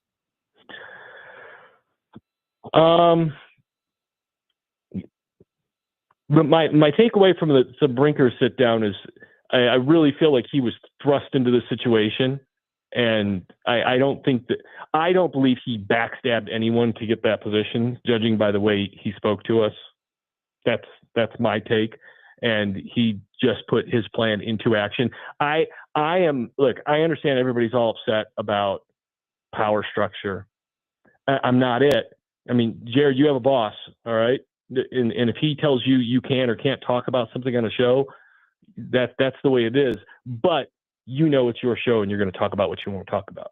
And I think that's what they made clear is this is Borgonzi's show to run, but ultimately Brinker's his boss and Amy's his boss. And we all have that structure. And I'm certain that there are other talk shows that are going to sit here and tell me I'm an idiot. That's fine. I don't care. I'm old. I've been doing this a long time. I don't think it's as big of a deal as everybody's making it out to be. I fully expect Mike Borgonzi. I just combined them. Mike Borgonzi is the guy who's calling the shots. They will talk about it, and ultimately he's the guy. That's, as Chad Brinker said, this is the job I've hired him to do. And I think that is the way that I look at it. I might be naive. I might be stupid. That's fine. I don't care who's calling the shots as long as they find a quarterback down the road. I got the vibe from Brinker too, just listening to him, whatever. I got the vibe from Brinker too that this is Borgonzi's show. I got the vibe that if Borgonzi wants to trade for Sam Darnold, Brinker will let him. If he wants to draft Cam Ward, Brinker will let him. At the same time, unless it's just some outlandish decision, where it's got to get through him and the owner. Even then, Corey, I think I have the sense that if Borgonzi really wants it, they'll let him do it. But at the same time, that's the sentiment I get from Brinker. I just don't trust Brinker. Like when Barry Trotz tells me, like, I'm not firing the coach. Yeah. Well, I mean, again, I'm that's why I'm saying I think instead of I know. When Barry Trotz tells me he's not firing the coach on the air in front of everybody, I know he's not firing the coach. If Barry Trotz says something, he's gonna do it. Like, that's just. But you got 15 years of Barry Trotz to lean on, to know that he's not going to mince his words. This is it. I believe that Brinker is going to give Borgonzi I think Borgonzi's running the Titans. I do. But then it's like, at the same time, it's like, well, but Brinker does have final say, and I just don't know how much I could trust him. Just don't know how much I will believe the words coming out of his mouth. And that's the tough part. I don't have a reason to not trust him, in my opinion. You don't trust him? Go back and listen to the podcast last year, and you'll hear a lot of things that will make you think, I don't know if I believe it. Look, I hear a lot of coaches and a lot of GMs say a lot of things in a lot of years. All right? True. Fair point with that. Corey Curtis is our guest on the program. Fireball Hot Take Friday. What's your hot take this week? You know what? I think when you look at the four teams that are left, the quarterback that is playing the best is Jaden Daniels. And I never expected to see him play this well this year. Not in a million years. Not that I thought he was terrible, but never thought he would be this good this early. And I think they're going to win. I think they're going to knock off the Eagles and go to the Super Bowl. You think Jaden Daniels would have played the way he played Saturday night against the Commanders if he was playing against Lamar Jackson's Ravens defense? I don't know. I mean, every team is different, but he is so calm under pressure and cool in every scenario that I am not going to doubt this kid anymore. Okay? I'm not. I mean, his completion percentage is up around 70%. I think they can win because I don't think Jalen Hurts is very good. I think Jalen Hurts is fine. He's playing better than Jalen Hurts. There's no question about it. I think Jalen Hurts is fine. And I mean this with all due respect, but I don't think he's a star quarterback. I think the other two guys, really the other three guys, are all stars. I just think that, again, if Josh Allen had been playing the Lions defense on Saturday with their coordinators' heads up their tushes because they're interviewing for other jobs, I think Josh Allen would have thrown for 600 yards. Well, Josh Allen does that to a lot of people, so that's not surprising.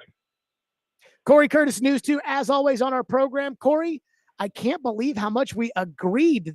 I know. I'm not used to this. I could feel the disappointment for all the people listening to the radios that we agreed on this today. But yeah, I do agree with you. I think look, if they can trade out of one and still wind up with an Abdul Carter or a Travis Hunter, I mean, that would be phenomenal. Phenomenal. The way to do that is to trade with the Giants. But you have to hope that the Giants want to trade with you. Well, they're going to want a quarterback. So, and the Browns could want a quarterback and somebody else could leapfrog them with the Browns. So if they really want Cam Ward, they're going to need the Titans pick. Here's the problem, though. If these guys suck and the Titans don't want to take them because they suck, then these guys aren't going to want to take them either. That's not true. That's not true. It only takes one team to fall in love with somebody. The Bears traded up to get Mitch Trubisky.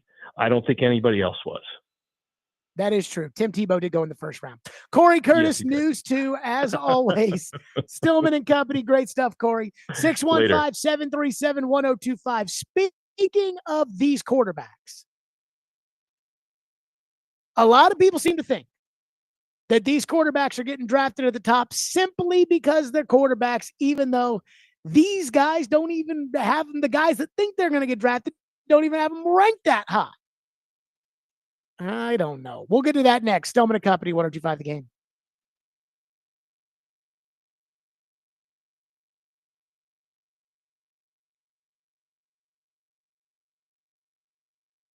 Fireball whiskey, nothing goes down as smooth or tastes as great as ice cold Fireball cinnamon whiskey. That's right. And there is absolutely no better way to ignite the night than to do so with ice cold Fireball cinnamon whiskey. That's right. The weekend is here, and there's no better way to celebrate the start of the weekend than to do so with that ice cold, just wonderful Fireball whiskey. So ignite the night. Please do responsibly. Be 21 years or older to enjoy. That's Fireball cinnamon whiskey.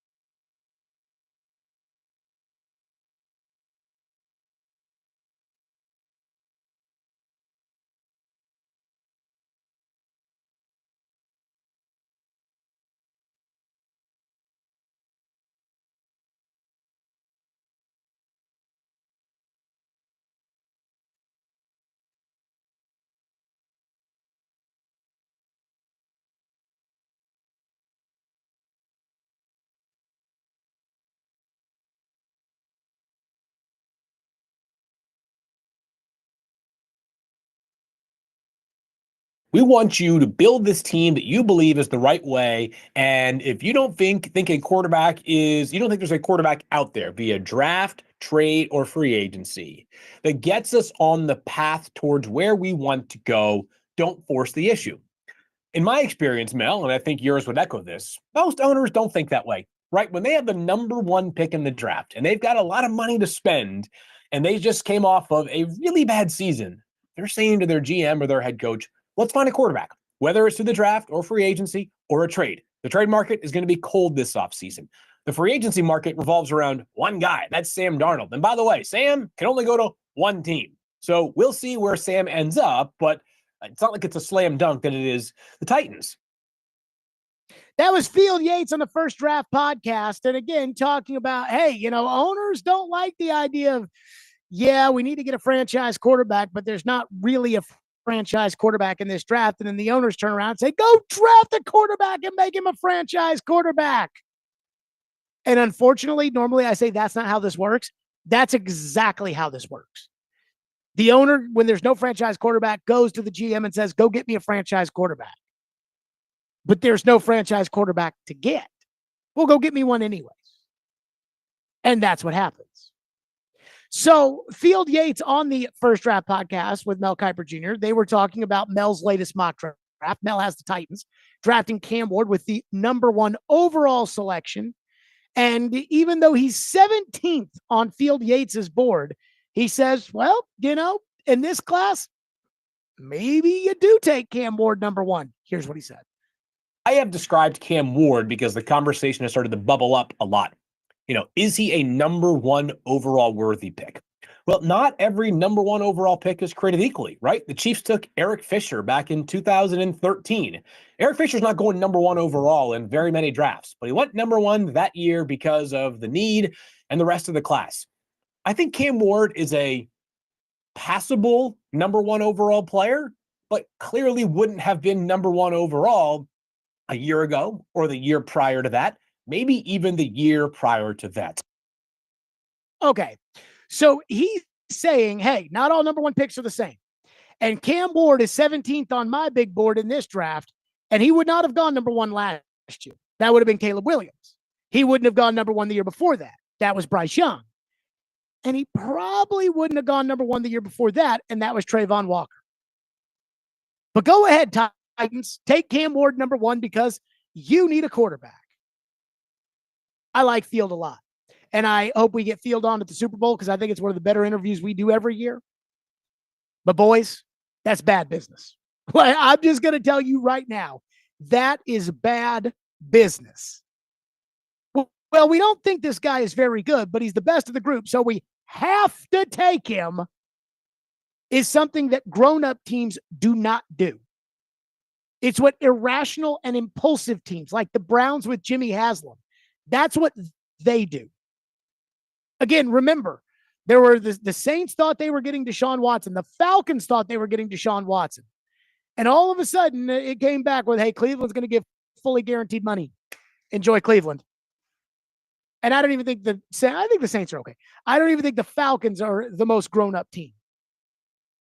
The one thing I have to keep reminding everybody of is you do not get bonus points when you play other teams with good quarterbacks because you got the number 1 pick in the year in which there was a bad quarterback class. You don't get bonus points against Patrick Mahomes before the game because, well, Cam Ward was the best option that year. That's not how it works. So where I sit, when you're doing the evaluation with the first overall pick, which is more than a 1-year commitment, I don't care how bad the draft is. You take a quarterback in the first round, it is more than 1 year. You either take Cam Ward and Shedeur Sanders, number 1, if you think they are franchise level quarterbacks, or you don't. Period. If in a weak draft that former Titans director of scouting Blake Bedingfield wrote at Paul's website is in between the worst draft 2013 and 2022, the second draft, the second worst draft, if you're going to do that, you're going to take the 17th best player with the first pick, you deserve to get your ass kicked. I'm just going to tell you right now, that is what Floyd Reese used to call the cardinal sin of drafting, where you talk yourself into taking somebody because, well, we need a quarterback, so let's take the 17th best player in a bad draft, and now let's run him out there against good quarterbacks. Let's run him out there against Mahomes.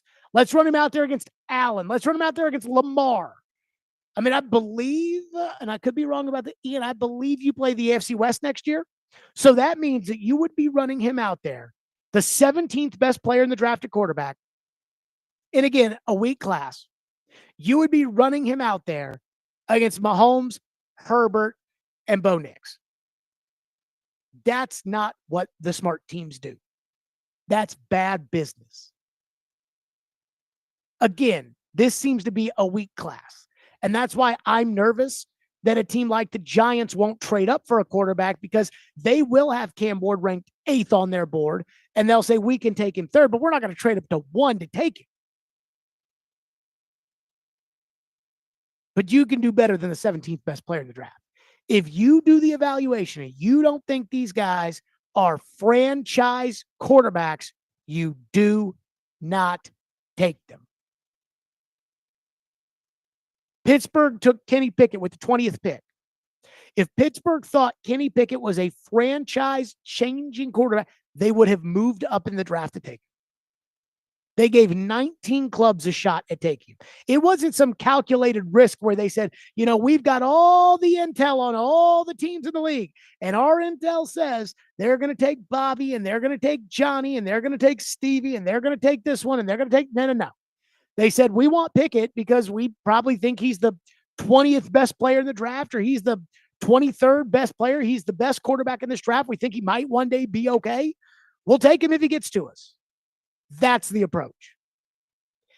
615-737-1025 is the phone number, 615-737-1025. Jimmy Wyatt right now is with the Titans brass in Dallas, where the East-West Shrine Bowl practices are getting underway. They're watching Shedeur Sanders. I have a Shedeur Sanders thought that I want to get to next, and your phones. Stillman and Company, 102.5 The Game.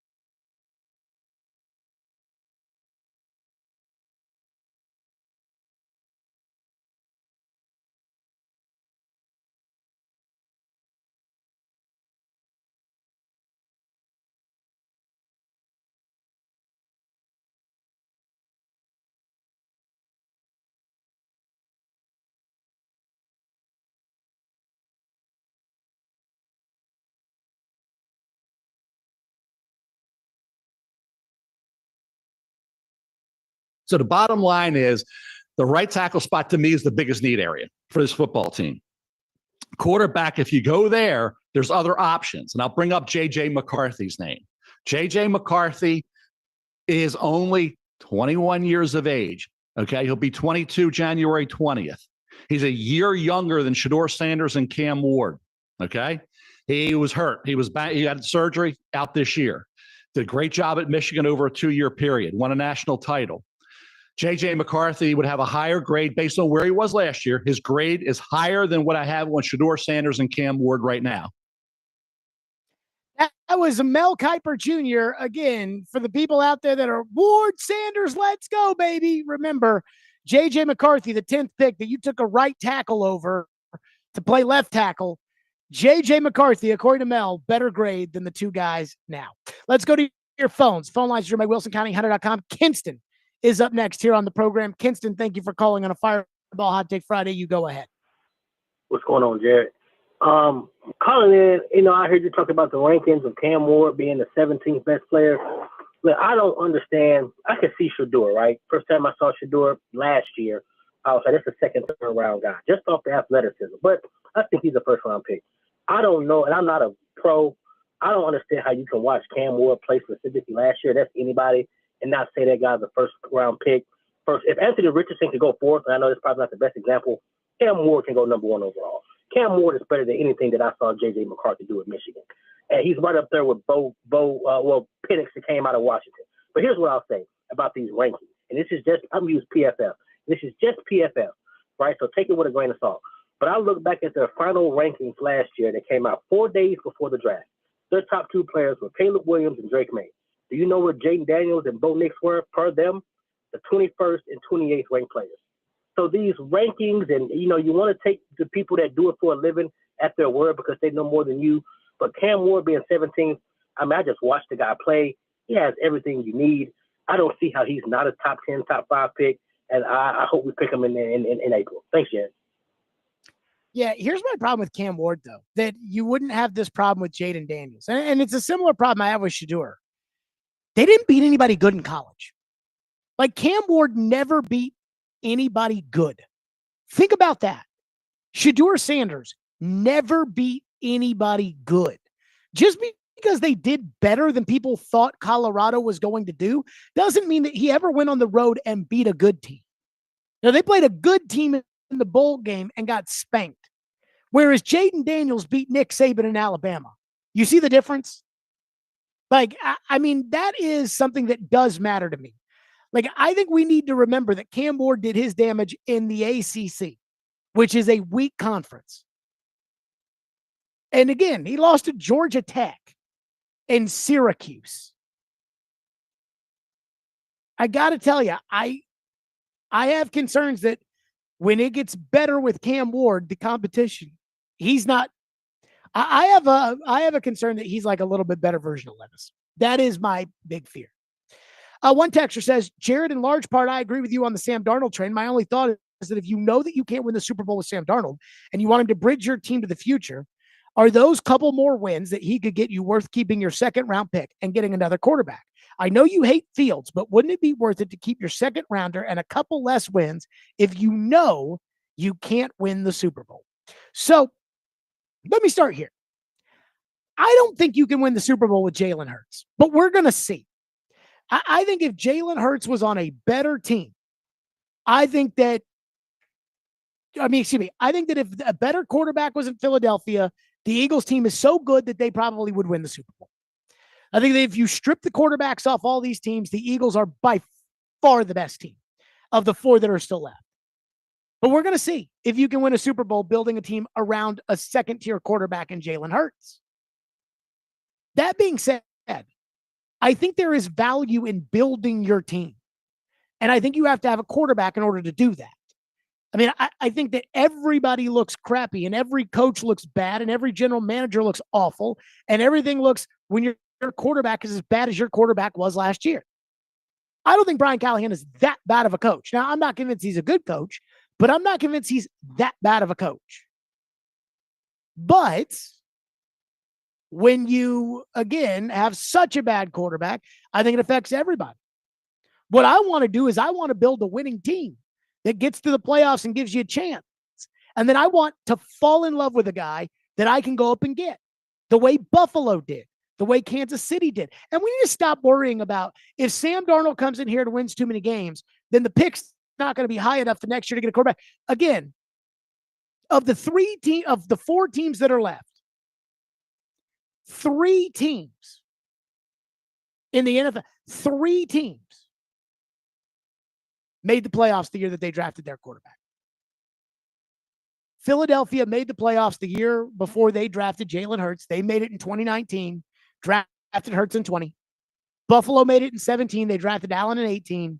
Kansas City was the 2 seed in the AFC in 16, and they drafted Mahomes in 17. That's what I want to do. I want to build the team. And if I thought I could do what the Commanders did, then I would do it. Let's go to Clark, who's up next here on our program. Thank you for calling. Thank you for waiting. Go ahead, Clark. Hey, Jared, thanks for taking my call. I am just responding to the Cam Ward call that just happened right now, and I cannot believe that everybody's up on Cam Ward. To me, Cam Ward is Geno Smith. That's top. That's high level. Shedeur Sanders, if you really watch every CU Buff game this past year and the past 2 years, he was under duress the entire game. I think he took 50-plus sacks every single year, and he was still super accurate. That guy is a first-round quarterback, first overall pick, and if you haven't been watching him, then you're off right now because he's got the pedigree. Who are you? You're talking about Shedeur? I'm talking about Shedeur. Shedeur is number 1 first overall pick. Absolutely. Guaranteed. He's got the pedigree. He's got the accuracy. He might not have the arm strength, but he's been under duress. Look at his offensive line the past 2 years. They have been in and out. The first year he got to CU, there was nobody. They completely replaced the entire offensive line. He still took a ton of sacks, so he knows how to maneuver the pocket there. He knows how to be an actual quarterback, and he worked with Tom Brady the past couple of years. Oh, okay. So people that are saying that he's not number 1 overall, they're not watching CU Buffs. So again, I don't see it with Shedeur. Thank you for your call. I don't see it. I think he's too small. I think that he holds on to the ball too long. Again, this idea that, man, he was getting sacked all the time. He was right. And so was Levis. And who did we blame for that? Levis. It's like he's holding on to the ball too long. Rick Spielman's already said he thinks Shedeur holds on to the ball too long. I think Shedeur's got good touch, and that's about it. I don't like how Shedeur's built. I don't like Shedeur off the field. You think the Deion Sanders thing is a good thing when you say he's got the pedigree? I think the Deion Sanders thing is the bad thing because I think that Deion acts very entitled, and I don't think a quarterback can come in here with the team as bad as it is and be entitled. So, again, when it comes to Shedeur Sanders, I'm having a hard time finding anybody I know in the league that likes Shedeur Sanders. In all seriousness, I am struggling with finding anybody that has coached in the NFL, coached in college. I mean, I talked to a college coach yesterday, an offensive guy, who told me that he likes both guys, but thinks there are major flaws in each of their games. And again, Shedeur never beat anybody good in college. He never beat anybody good. Congratulations, you beat Colorado State. Way to go. But they never beat anybody good. To me, that's a big deal. And nobody ever talks about that. 615-737-1025 on the program, 615-737-1025. Stillman and Company live from the brand spanking new Huber Center, the new home of Vandy basketball. That's right. The brand spanking new home of Vandy basketball, the practice facilities here right outside of First Bank Stadium, where I've got the end zone is 20 yards away from me right here. And this place is freaking awesome. Stillman and Company, 1025 The Game.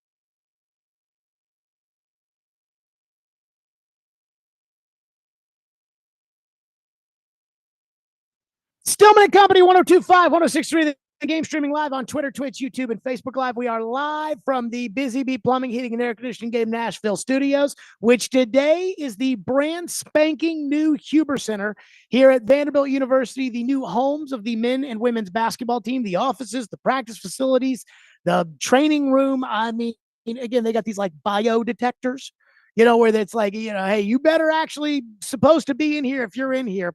And again, we're in the lobby, which is right up against the football field. I mean, probably 20 yards away from the end zone, where Diego Pavia did something against Alabama out there. And so we will be joined at some point here by Vandy AD Candace Lee. And again, we are presented by the Southern Bank of Tennessee. So somebody asked the YouTube chat. They said, Jared, who do you think in August is going to be the quarterback of the Titans? And Ian, I do think it's going to be Sam Darnold. Okay. Like, I don't think, like, when I kept doing all that talk before the draft in 23 about wanting Anthony Richardson, I never actually thought the Titans were going to do that. Like, I never thought they were going to trade up, take Richardson, make Tannehill the starting quarterback, build the team around Richardson, then bring him in after a year. And I never thought they were actually going to do that. That's just what I wanted. But I saw that comment in the YouTube chat, Jared, what do you think's going to happen? And I was like, I do think it's going to be Darnold. And I think it's going to be Darnold because they're going to offer 35 to Minnesota for Sam Darnold. Minnesota, again, I hear Minnesota would do the deal because if they keep Darnold for another year, they're looking at a third-round comp pick when he signs a contract somewhere else. And that they really, really, really believe in J.J. McCarthy. Again, I don't know, do they believe in J.J. McCarthy? Is he the guy? Is he not? I don't know. But they do, supposedly, from what I've been told. And then on top of it, Borgonzi wants to build this like the Chiefs. The Chiefs didn't start with Mahomes. They started with Alex Smith. So I think they're going to do it. I think they're going to solidify the quarterback position with Sam Darnold. And I know, but where are they going to get all the picks from? Again, picks equal players, and players, the number one thing you need is a quarterback. You don't have one right now. Number two, the idea that Sam Darnold isn't good enough. Good enough to beat Joe Burrow. You're right. Good enough to win you football games? Yeah, he's good enough to win football games. He just won 14 of them. And so I kind of just rough draft off the top of my head. For all you people out there that say he's not good enough, or this isn't good enough, here's why they're going to do it. Because I don't think there's any other way that they can get a top 15 quarterback in the NFL. So, Ian, here's my list. Number 1, Mahomes. Number 2, Allen. Number 3, Burrow. Number 4, Jackson. Number 5, Daniels. Number 6, Stroud. Number 7, Herbert. Number 8, I went Matthew Stafford. Now, I'm not a Matthew Stafford guy, but got to give credit where credit's due, right? Yeah. Yeah, I'm good with that. I'll go Stafford, number 8. Okay. Prescott, number 9. Brock Purdy, 10.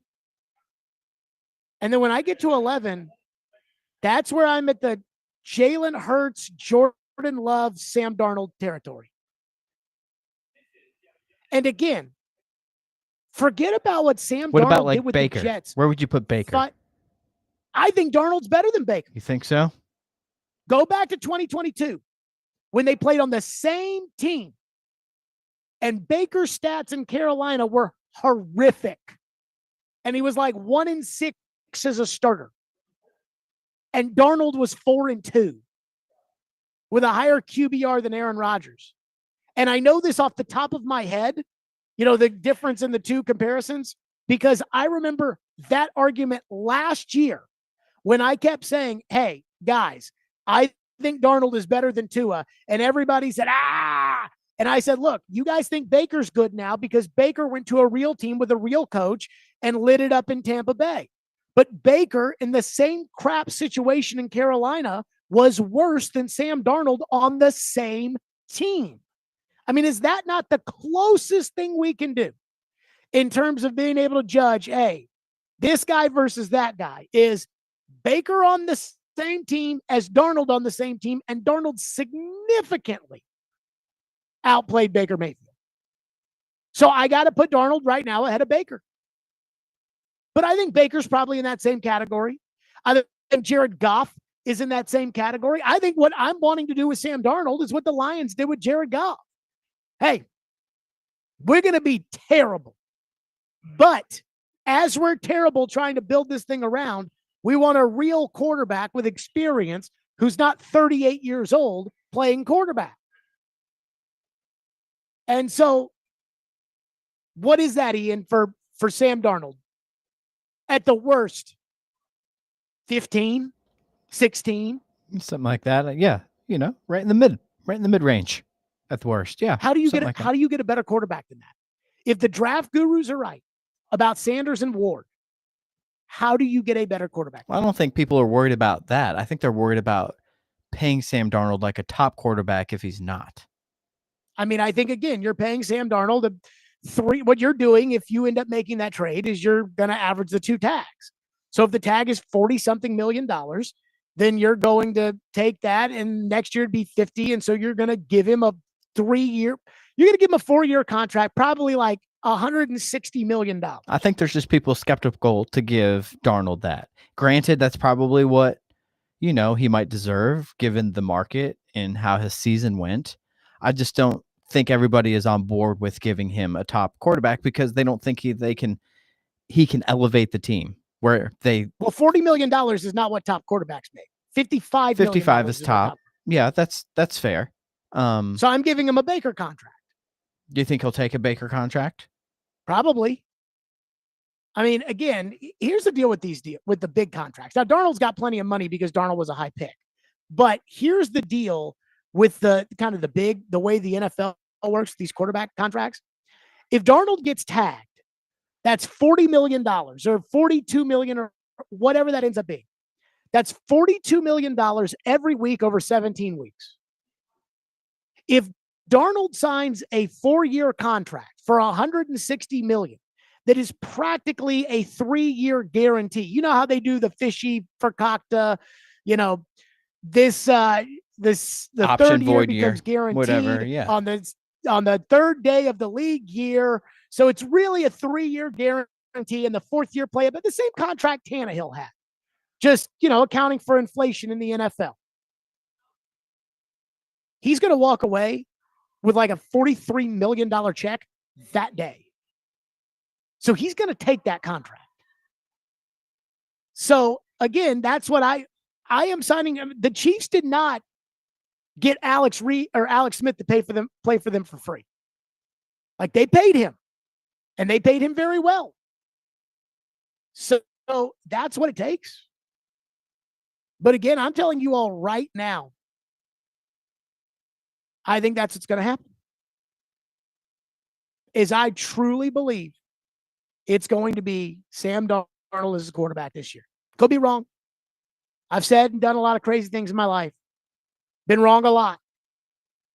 More right than I am wrong. Darnold's an example of me being right. But I do think he's ultimately going to be the starting quarterback of the Titans. And again, it's because they want to solidify the quarterback position, and then they want to build their team. And they're going to do that by trading for the 11th, 12th, 13th best time. And I just want everybody to know right now, if they do this, trade 35, get Sam Darnold, give him the deal. If they do this, I don't want to hear we told you. Stillman and Company, 102.5 The Game.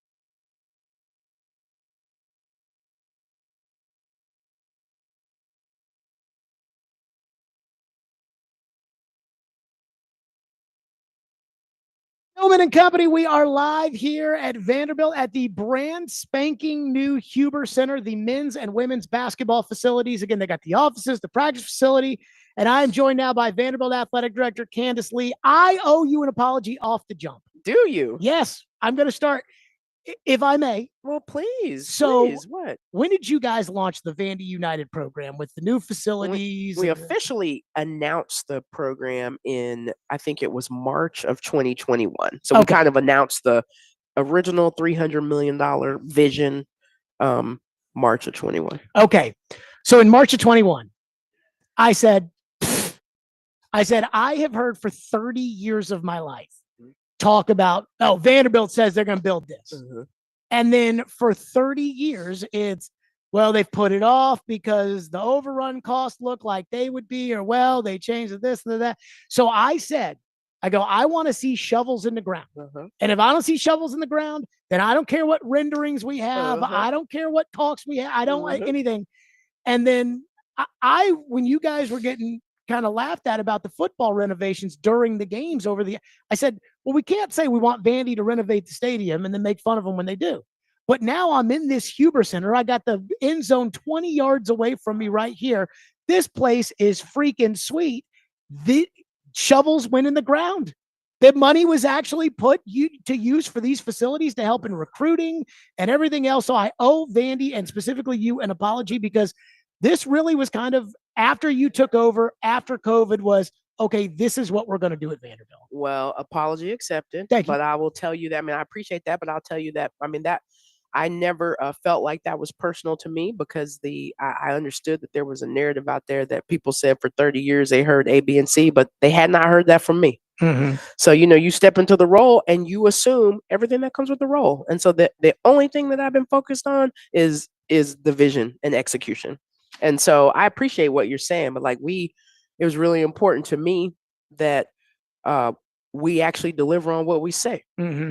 And so, we've been pretty aggressive, and we have more to do. But, today is, we probably don't do a good enough job of pausing to celebrate successes because we're so focused on trying to close the gap.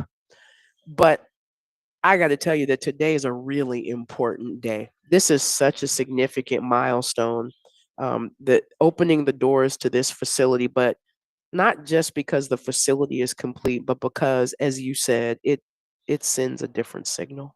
What's funny is 10 years ago and 15 years ago when I worked in college athletics, you technically couldn't pay the players. Mm-hmm. And I know you guys at Vanderbilt weren't paying the players. There might have been some other places where, who knows, but I think we all know Vandy wasn't paying the players, but now you can pay the players. Mm-hmm. And I look at a facility like this 15 years ago, this would have Mm-hmm. been, hey, come play at Vanderbilt Mm-hmm. because you get to play in this great facility. And that would have mattered more than I think it matters now. Mm-hmm. But I do think this facility, to your point, I think it matters to people like me in town that are, okay, how seriously should we take Vanderbilt? Right. And it's the financial commitment, both within the facilities and then, again, the financial commitment, whether it's the coaching staff on the football side Right. or the NIL, component of this with Right. Diego Pavia at quarterback. Like the money is talking, I think, for Vanderbilt. No, I appreciate that. I think you're right in that. So certainly now that there are more dynamics at play, Mm-hmm. then a facility, right, in and of itself may not be the thing that makes a young person come, right? Sure. But it is also true that the facilities need to be appropriate Mm-hmm. so that you can actually meet the aspiration that you have. And so I think that's why I love this facility, because it was so thoughtfully done. So it gives the teams everything they need to have a hub, right? So when they are done training and practicing and working out and recovering, they can then go across campus and be in the classroom and sort of have had all their needs met, Mm-hmm. right? So the way we planned out efficiency of movement for student athletes, that's really important. This also allows us to elevate the fan experience, which we said was really important. This also allows us to have multi-purpose space where we can engage corporate Nashville, which we couldn't do before, Sure. or more campus entities. Like, it checks many different boxes that if you're going to be credible in this space, you have to have. Sure. Yeah. Candace Lee, Vanderbilt Athletic Director, with us.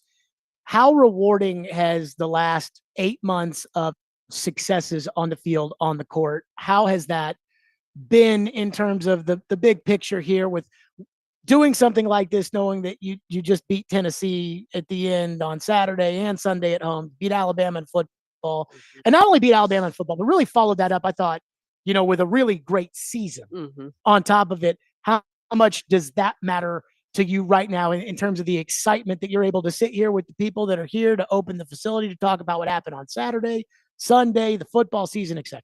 Right. Of course I love it, and it helps with talking points and momentum and energy. But Sure. but we always expect to win. We always expect to win. Well, it's got to be more fun to open up a new facility when it's like, hey, let's talk about the winning we've been doing. The as opposed to timing is losing. sure. It helps the timing. It helps but I can honestly say, like, this is an important point that you don't just wake up and beat Alabama, right? Like, you start that in January as you try to mold a new team and a new staff and strategy, and right, like it.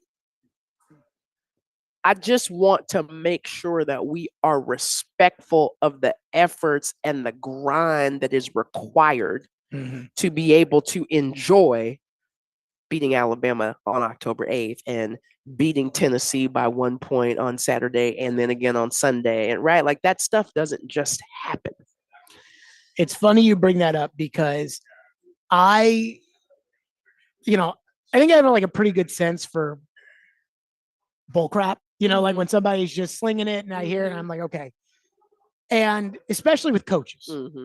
And I think you probably know exactly what I'm talking about with the coach. It's all talk, but then it's like, okay, are you really putting in the work? Are you really and with Clark Lee, when he had the season he had 2 years ago, I was stunned because I knew Clark was a smart guy and I was pretty sure he was a good ball coach. Like, again, I have a pretty good sense of these things.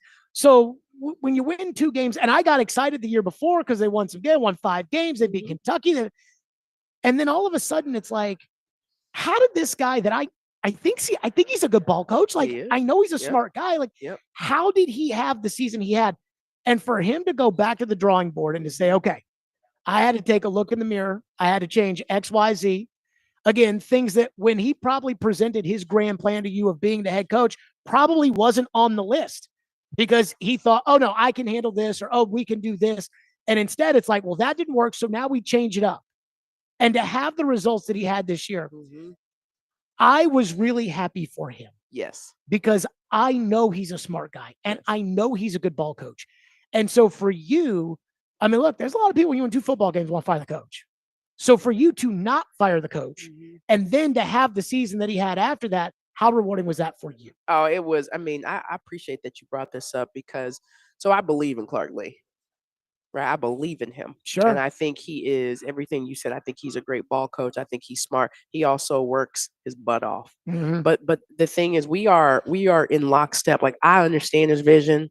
I understand what he feels like he needs. I feel like my job as the athletic director with our head coaches is to first, like, lock arms with them and clear a path so that they can execute the vision for that area that they're responsible for, right? Sure. And I try to see around corners for them. I think that's my job. And the story has not been adequately told at how much Clark, from with humility, said, what do I need to do to change? What needs to happen? And then to actually do it. There's a lot of people in this world that know what they need to do and don't do it, right? Because it takes courage. Sure. It takes courage, especially when, we're in athletics. We got big egos. We're confident. It takes courage to do that. And I think he is tremendous. And so I understand that building is not always linear. I make decisions about supporting coaches on my belief in the coach. And I put it with real tangible evidence of whether or not they can lead. This guy, I believe in him and he can lead. And I'm not surprised by this year. Not at all. Not when I saw all the work that he put into it.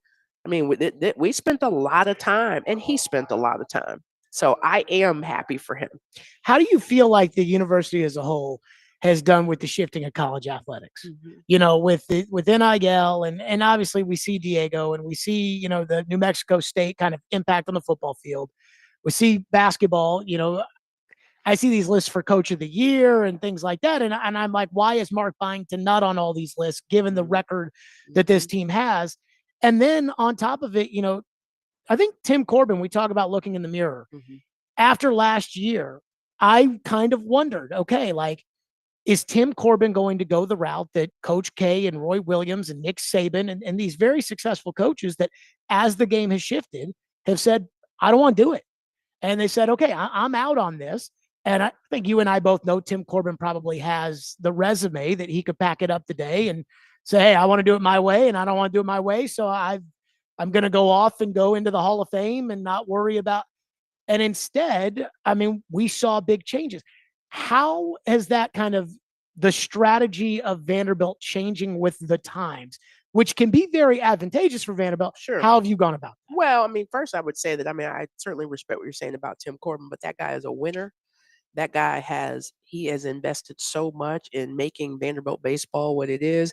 And like, I'm not at all surprised that he is finding a way, because that's who he is. And, the broader question about how we have adjusted, there, like, you have two decisions. You have two choices, right?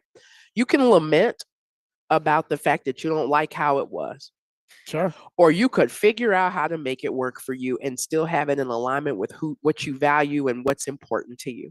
And so we say, we're going to create the best student athlete experience in the country. We're going to provide something that other people don't have. It is true that maybe you don't provide it for 4 years now. Maybe it's 2. Maybe it's 6 months. It is a different Maybe world. it's 3.5 years. But for the time that those young people are here, what we can provide them, we believe is unparalleled.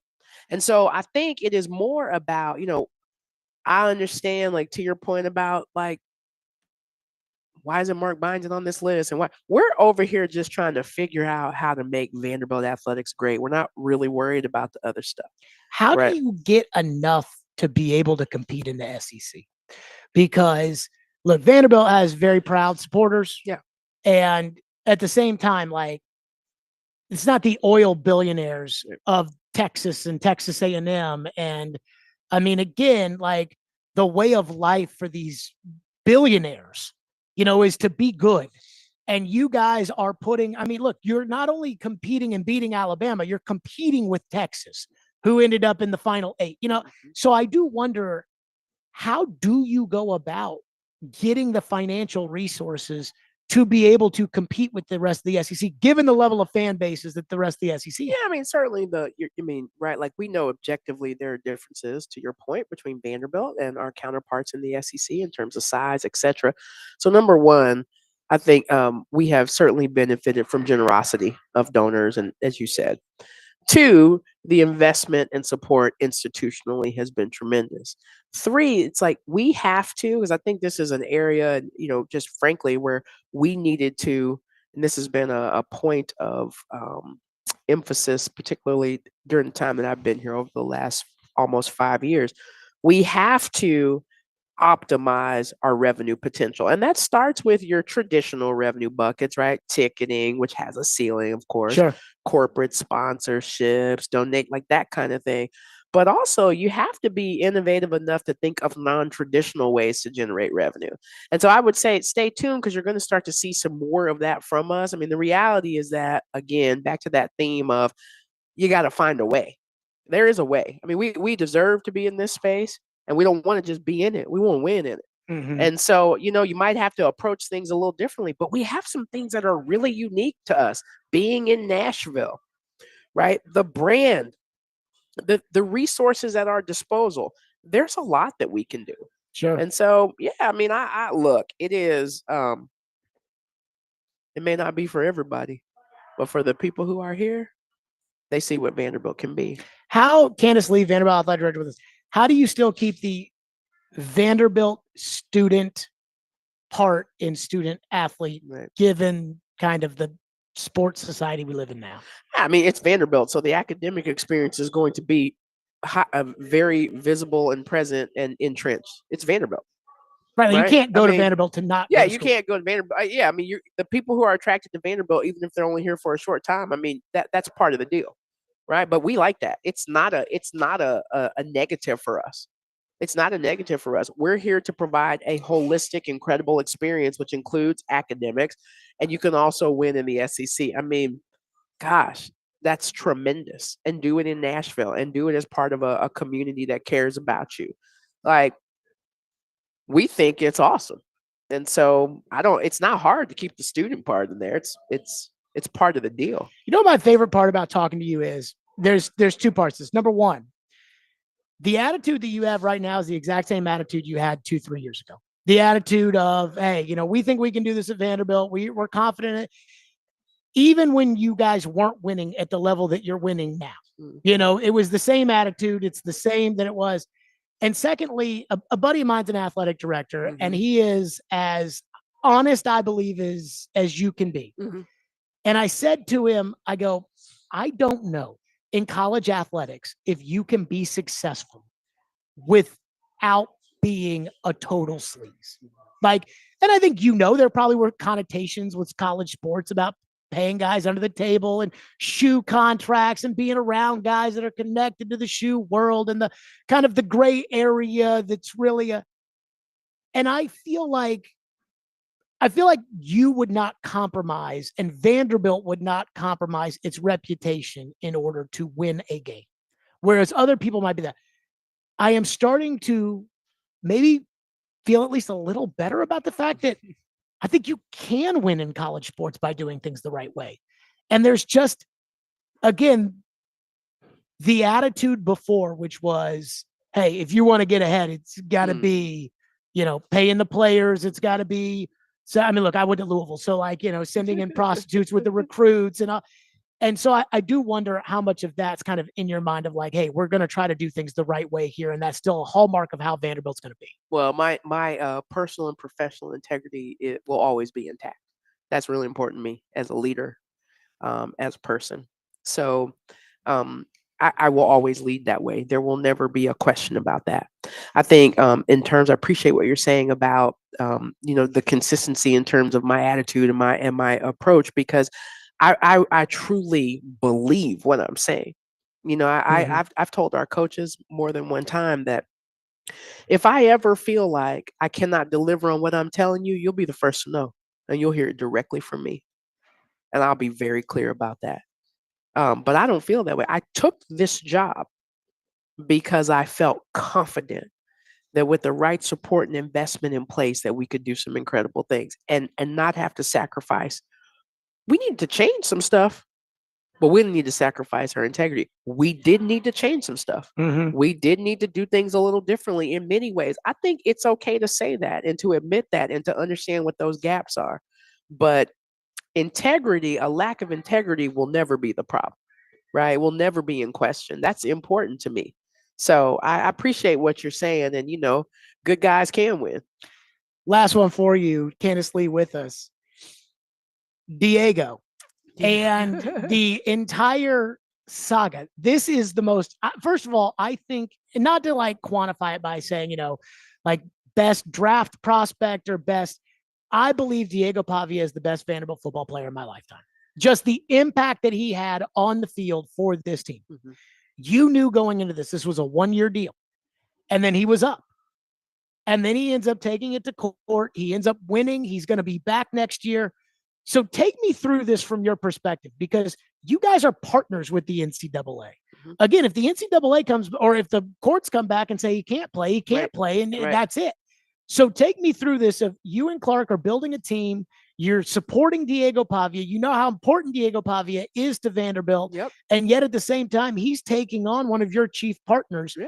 Take me through that. I'm so glad you brought this up. So first of all, Diego is, I'm going to tell you this, and I believe this. He is a Vanderbilt kid. And let me tell you why. So one, he's super charismatic. He's smart.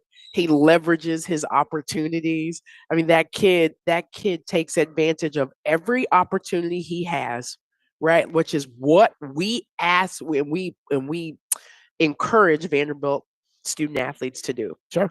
That's one. Two, I never ever saw it as a contentious thing. This young man comes in, he has 1 year of eligibility. He decides to sue the NCAA. Vanderbilt is not a party to that. Vanderbilt knows how to be nuanced in that, hey, look, if that young man wants to chase this down and it's successful, well, then we certainly would be glad to have him back. And you know what? It doesn't surprise me. I mean, we've had that before. Vanderbilt student athletes think they can take on everything. They think they can do anything. And we at this university actually encourage that sentiment. And so it made sense to me that he would try. And then he got it. And not only did he get it, but he also sort of, provided opportunities for other people who were in similar situations because of the waiver from the NCAA. Again, has nothing to do with Vanderbilt, but we benefit, and most importantly, Diego benefits. Did you think he was going to win? Hey, no comment. But what I tell you is that I support that young man's drive. I support his confidence.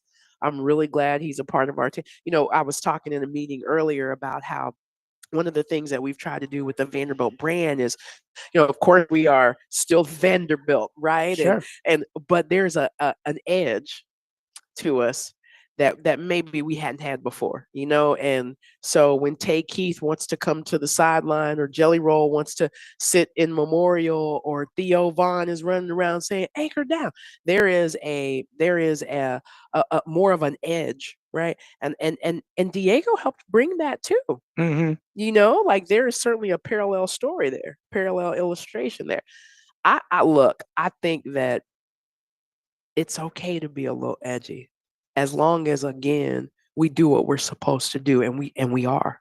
And so, man, I'm glad Diego's in our locker room. That kid has confidence that I don't think many people his age have, and I think it's wonderful to see, because that's why you come to Vanderbilt. That's why I think he's a Vanderbilt kid. I think we'll look back on his tenure at Vanderbilt, even if it was just the 1 year, and say that was one of the most transformational players in Vanderbilt history. And maybe I'm just talking out of my a recency bias. I don't know, but that kid has some juice. Yeah, in fact, in all seriousness, I don't know if this is true or not, but I heard that I saw all the interviews that he did the week after the Alabama game.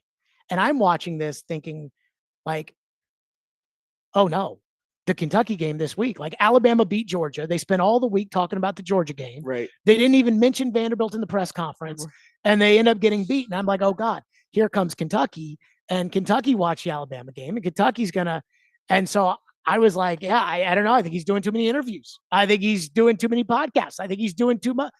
And the way he played that Kentucky game, I'm like, never mind. Oh, he's capable of quite a bit. He's got quite a bit of margin. Candace, congratulations again, opening the Thank brand new you so Huber much. Center here. Congratulations, by the way, on the way the basketball team's playing right now, both men and women's, and of course, the way the football team this year with, I think, the greatest win in Vanderbilt history. Thank you. So congratulations, as always, Candace Lee, Stillman and Company. We continue 102.5 The Game.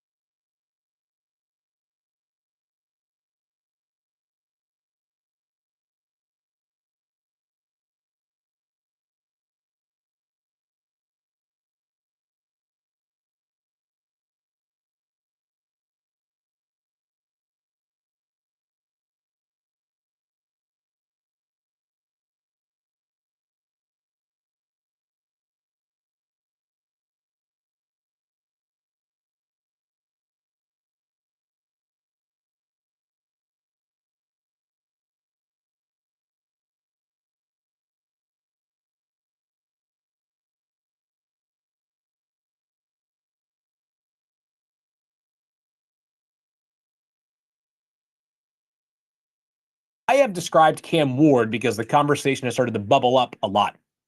Is he a number one overall worthy pick? Well, not every number one overall pick is created equally, right? The Chiefs took Eric Fisher back in 2013. Eric Fisher's not going number one overall in very many drafts, but he went number one that year because of the need and the rest of the class. I think Cam Ward is a passable number one overall player, but clearly wouldn't have been number one overall a year ago or the year prior to that, maybe even the year prior to that. That was Field Yates talking about the draft. And again, I mean, I wish this were actually easy. Ian, I wish this was boring.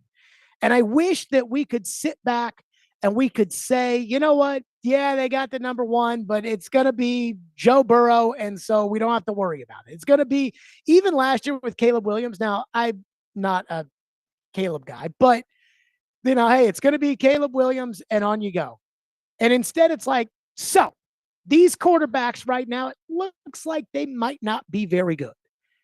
And that is a concern. And I talked to a college coach who told me he thinks that the two quarterbacks that he likes in this draft are Jackson Dart and Will Howard. Now, I'm not sure I love either guy as in NFL players, but Will Howard did show me some serious juice at the college level, especially in the playoff. I mean, there was, even though he's throwing to the best receivers and he's got the best offensive line, he's got the best set of running backs, and he's got a great defense, I did see some serious dog in how Will Howard recovered after the Michigan game, which I do want to give him credit. And with Jackson Dart, I haven't watched it enough to be able to tell you how I feel about Jackson Dart. But I guess this is kind of, again, the highlight of the fact that this might just be a bad class. Just like Geno Smith was the best of a bad class in 2013.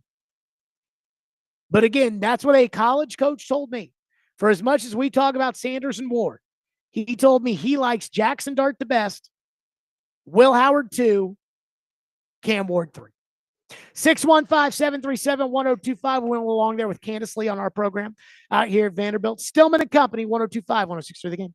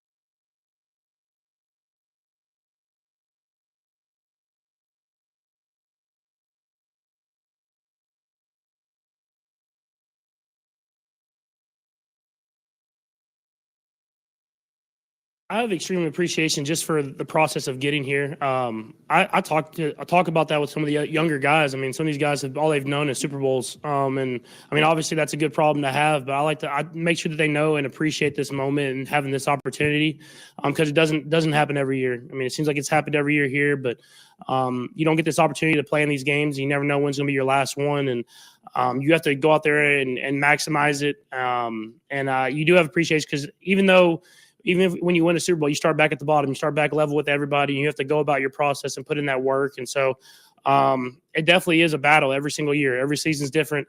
And you just appreciate being in this game, and you just try to find a way to maximize it and try to get to that next one. That was Patrick Mahomes. By the way, Ian, chalk me up for a correct guarantee. Did you see this? Adam Vingan told me about it. Clete Blakeman is reffing the AFC Championship game. Of course he is. It should be noted, Clete Blakeman stinks, and the NFL will always stick Clete in a big game. And so what was the guarantee that it would be a massive playoff game that he would do? You said it would be some big playoff game or the Super Bowl, something like that. Okay. I don't think he gets much bigger than Bills and Chiefs in the AFC title game. Well, yeah, I mean, other than the Super Bowl itself, you're probably right. I actually think that this is the Super Bowl. Like, I think that the winner of this game wins the Super Bowl. Yeah, it could be. Yeah. Could be And a I'm just pseudo gonna Super say this Bowl right matchup right here. Yeah. I think the Bills are going to win. I don't know what it is. I don't know if I don't know. It's like I heard Mad Dog Russo talking about how he's got Chief fatigue. I got to be honest. I think I've got a little Chiefs fatigue too. Like I am a little tired of the Chiefs winning. I respect it. And Mahomes is that dude. Like, make no mistake about it. I'm not trying to tell you like he's not great. I'm not one of these boo-hooers with these Peyton Manning fans. Brady's a system quarterback. I'm not doing that. But I do think, personally, Buffalo's going to win on Sunday. I just feel like every elite quarterback, for the most part, wins a Super Bowl. I know Marino didn't. I know Kelly didn't. But since the salary cap got implemented in the NFL, Aikman, Young, Favre, Warner, Elway, Brady, Manning, Ben, Russell, Aaron, Drew Brees, Mahomes. That's pretty much every Hall of Fame caliber quarterback won a Super Bowl.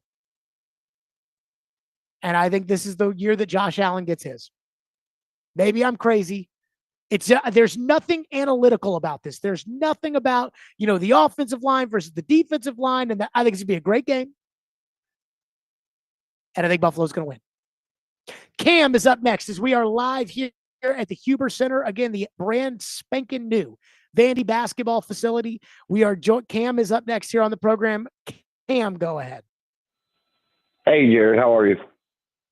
Good.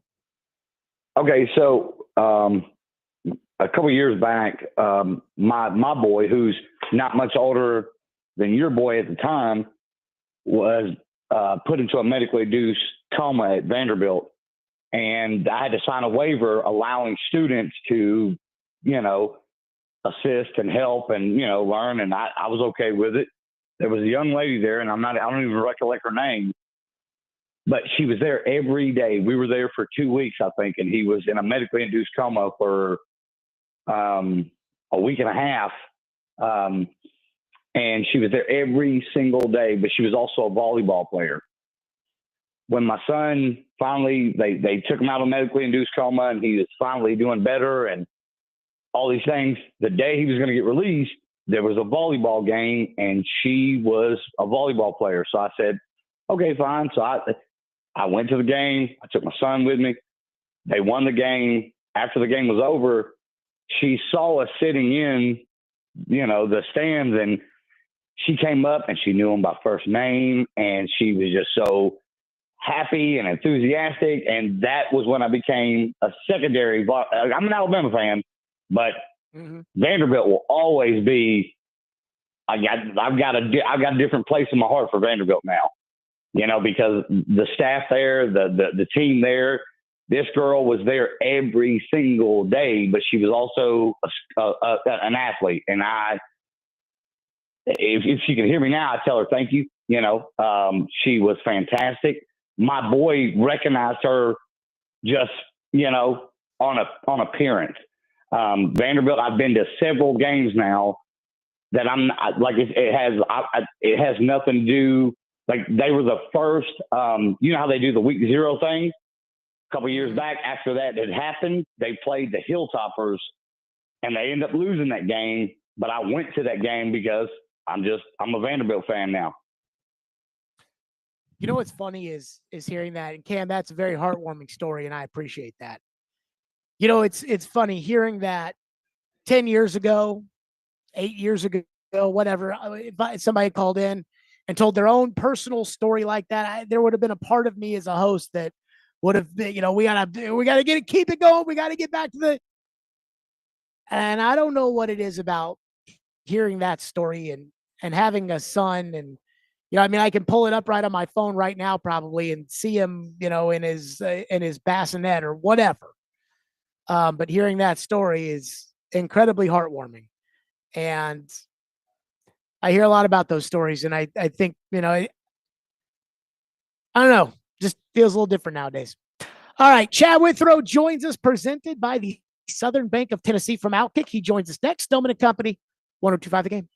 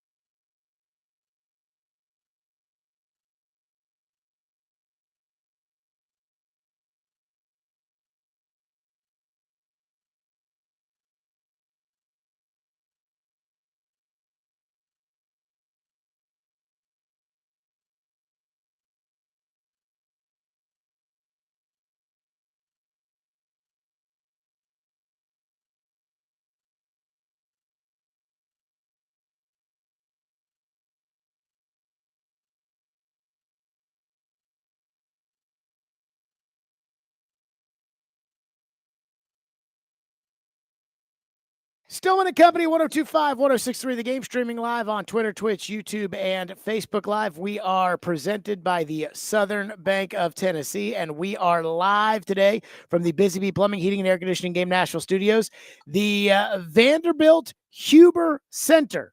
Again, right here at the north end zone of First Bank Stadium, where they've got the new home for men's and women's basketball. And Chad Withrow with us on the program, 5 o'clock here on a Friday. So Chad Withrow joins us from Outkick. Chad, I want to start with this. Titan fans are really, really excited about this guy from the Kansas City Chiefs. They got Mike Borgonzi.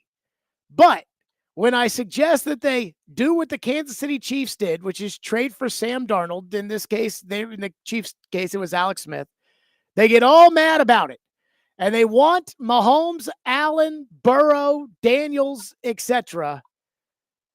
I don't feel, Chad, like that option is out there for the Titans. What do you make of the current quarterback situation, given that we now know who the general manager is and we think that he'll be at least somewhat in charge?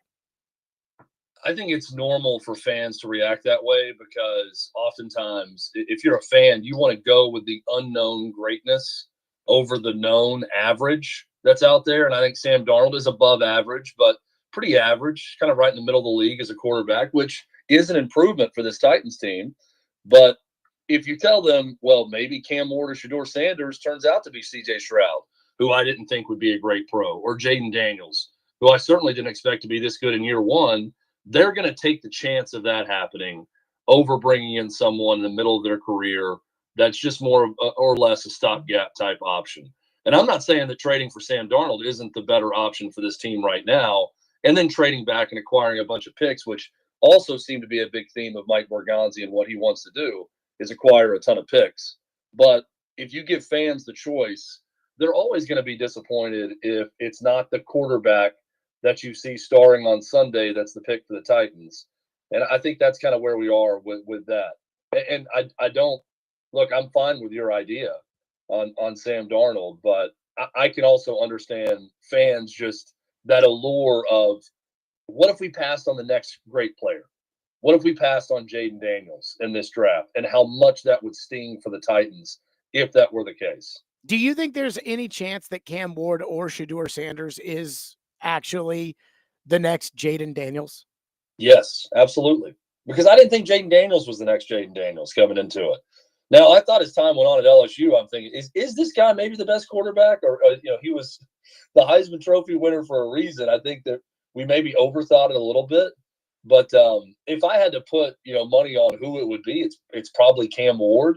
Now, am I going to sit here and say that I think that one of these guys is C.J. Stroud or Jaden Daniels or a great young quarterback? No, I'm not predicting that right now. But is there a chance they are? For sure. For sure, there's a chance that they're going to be the next great quarterback. I just don't feel, Chad, like you can use the number one pick on the – I think there's a chance he could be pretty good because I heard Mel Kiper talk about it today, and he's got Cam Ward going at 1 to the Titans. But he said that I guess a 9.9 is the best grade that he gives out. And he had a 9.8 on Williams, Daniels, and May last year, and he's got a 9.1 on Sanders and Ward. Now, I don't know exactly what the difference between a 9.1 and a 9.7 is or anything like that, other than the fact that I know it's pretty obvious. Mel's telling you those guys were elite prospects. These guys are not, in his opinion, elite prospects. And I understand the idea of, hey, nobody thought that Brock Purdy was going to be as good as he was. I get that. But at the same time, it's like Andy Reid loved Mahomes when he took Mahomes. The Buffalo Bills traded up twice, including dealing their left tackle in order to draft Josh Allen. They loved those guys. My thing is, if you don't love Ward or Sanders, I'm not using the number one pick just because, well, some guys come out of the woodwork. I think that's bad business, Chad. Yeah, I'd like to know what did Mel Kiper have a grade on Bo Nix? Well, what was his grade a year ago? What was his grade on Anthony Richardson? Was Bo Nix's grade a 9.1 or worse, or was it higher? I honestly would be curious to know. I don't know if you have that in front of you, but I'd like to know how he graded those guys also. And look, I'm totally with you on this. You don't draft the guy unless you really like him. I'm not saying just, hey, let's pick up a dart, throw it at a board, and draft one of these two quarterbacks because we got the number 1 pick and you got to draft a quarterback. I'm just not going into this thinking, oh, these guys are definitely going to be busts. They're definitely not number 1 overall pick material. I'm going into it a little bit more open-minded that if Mike Bergonzi and Chad Brinker get together and they break down the film and they do all the interviews and they talk to these guys' coaches and everything else, and they come back and let's say they say, you know, we think Cam Ward is Jaden Daniels. We think Cam Ward is a 15-year starter for the Titans. Take him. That's how good this guy is. Then I'm willing to ride with that if that's what they believe. But like you said, if they come back and say, we're not sold on either one of these guys, then you work really hard to trade down and acquire picks. And then if that's the case, I'm great with a possible trade to go get Sam Darnold or someone else that can come in and be a quarterback for 2-3 years, whatever it may be, until you can go draft that next guy. Where are you on Sam Darnold, Chad Withrow? Because I feel like a lot of people, when I brought him up over the last couple of days, just say, oh, he sucks. And I mean, he won 14 games last year, and he's won, I believe his record is 18-6 over the last 3 seasons, and that's 75%. And again, I mean, he's not the only reason this teams win games. Though 4 of those 4-2 with Carolina, but the Titans have won 31% of their games over the same time period that Sam Darnold's won 75% of his games, and yet I keep getting told that he sucks. So, what's your opinion on Sam Darnold? Yeah, I heard your discussion with Joe this morning on their show about all of this. Well, let's start here. Sam Darnold is light years improvement over Will Levis and the Titans' current quarterback spot. So we can compare Sam Darnold to a lot of other possibilities for the Titans of what they do at quarterback. But if you're just comparing it to where they are right now and where they could be with Sam Darnold, light years better for Sam Darnold. I think so much of this response to it, Jared, is recency bias because Sam Darnold was terrible against the Lions to end the regular season, and Sam Darnold was terrible in the playoff game. And because of that, people, oh, Sam Darnold sucks. He's really not good. But you can't deny the fact the guy was 14-3 in the regular season and did very well. Now, the Titans don't have Justin Jefferson, which is going to make it harder on Sam Darnold. They don't have Jordan Addison. They don't have the weapons that Minnesota has. But I think a lot of the negative thoughts on Sam Darnold is very simply just recency bias because he looked so bad at the end of the season. But again, gigantic upgrade from where the Titans are right now if they had Sam Darnold. I mean, one thing I guess I struggle with is I feel like Titan fans are now all worried about winning a deal when it comes to the quarterback position, because I think if I were to tell you Derek Carr, Justin Fields, old man Aaron Rodgers, Mac Jones, whomever, all these potentially available quarterbacks versus Sam Darnold. If just on the surface of it, quarterback, you would take, I don't want to speak for you, but correct me if I'm wrong, you would take Sam Darnold over that entire group right now. Old man Aaron, Derek Carr, Daniel Jones, Justin Fields, Mac Jones. Fair? Yeah, I think it'd be pretty close with Derek Carr and Sam Darnold, but I'd give the nod to Sam Darnold. I mean, my thing with Carr is that, number one, I don't think Carr's going to be available because who's New Orleans quarterback going to be? And also, he's going to be 34 years old. Darnold's going to be 28 years old. But again, fine. Titan fans are like, why give up the picks for Darnold when I can just go get Justin Fields and not have to pay? And I think that that's more worrying about winning a deal and paying less than it is about getting the better quarterback to kind of start your rebuild. Does that make sense? Yeah, and I think it's also, how do you view the next 1 to 2 years for the Titans? Because that's a big part of this too. So the Titans fans that are just wanting to win the deal, they've already given up on the next year or two. And they're saying, well, why go out and give up draft capital or anything if you can just go get someone that's a free agent if the team's going to be terrible regardless? And you're still going to be searching for the next young quarterback. But if you think, hey, the teams change quickly in the NFL, and that the Titans could be decent next year, or you can improve a lot in one off season, and maybe they're a playoff team, not next year, but the year after, then I think the Sam Darnold, Derek Carr type possibility becomes much more appealing to you. It's all about how you view the Titans over the next couple of years and the desire to go get the next young quarterback we've been talking about at some point. Chad Withrow with us on the program. What'd you make of the press conference, the Brinker media availability that was not seen nor heard, and kind of where they stand right now? I think it's an absolute joke. I don't. The whole press conference setup. I mean, we can start there. I don't remember ever seeing anything like this, and it just makes everybody look so weak, even if they aren't. When you make a decision like this, you look so scared. Like the whole thing is just, it's very odd. I don't understand any of the decision making. I don't know if people just feel like they can't step up and, speak their mind to people in power with the Titans for fear of getting fired or what's going on. But man, I know there are smarter people over there than the decisions that are being made. And I feel like it's being forced on them by someone. Maybe it's Amy, maybe it's, I don't know. But it's very, very strange. And I think it gives the appearance of weakness to incoming people that should be in a position of strength.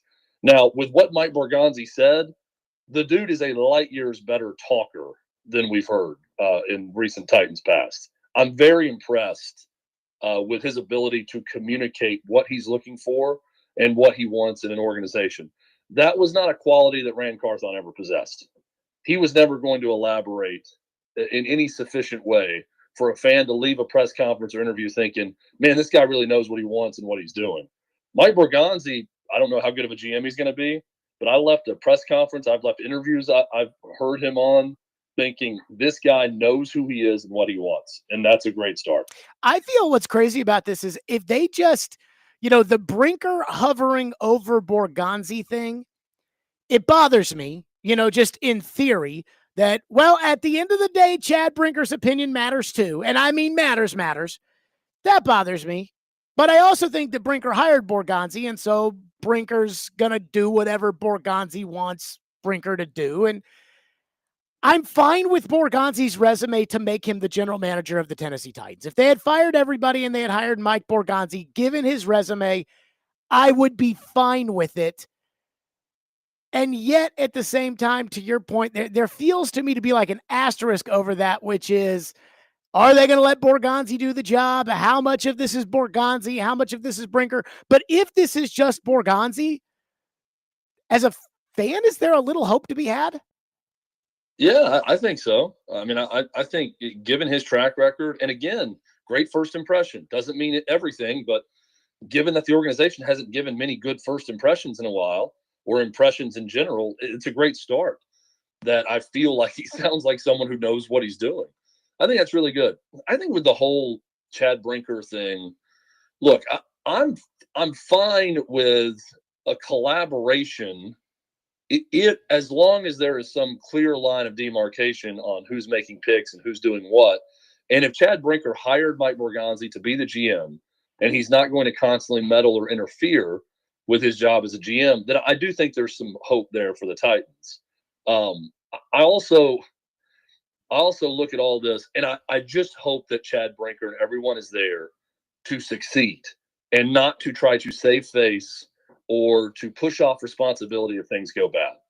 Because it's inherently a setup, Jared, that it looks like a guy who's created a wall around himself, that there's always someone to blame. So he can kind of operate and do what he wants while never fully taking responsibility from ownership for doing that.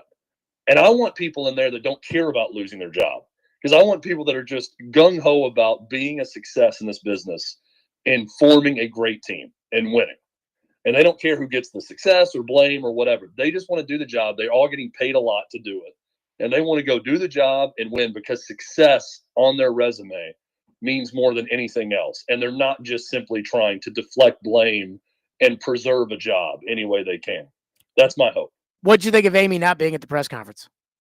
I think it's bad, but also not surprising.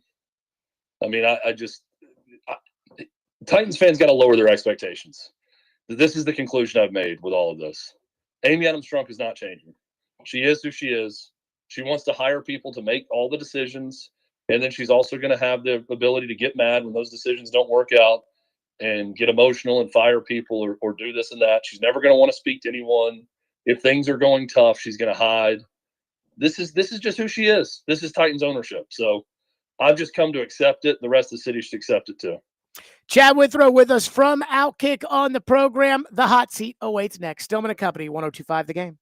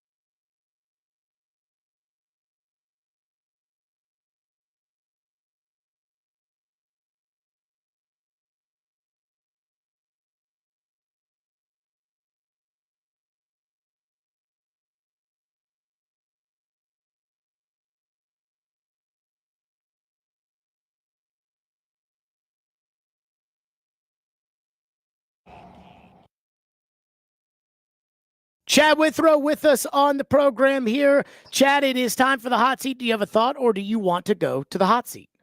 I am ready for the hot seat. Okay.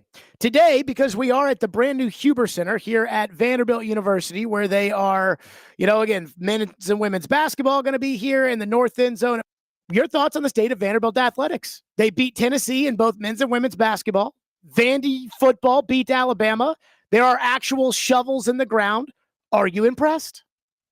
Yeah, it's progress. Look, it's been as bad as it could be. And I'm talking about not just win-loss record, fans, interest, everything. That was a great atmosphere at Memorial Gym on Saturday. I want to see more of that. I mean, people, were Vandy fans. Oh, let's a wellness check on Chad Withrow on this.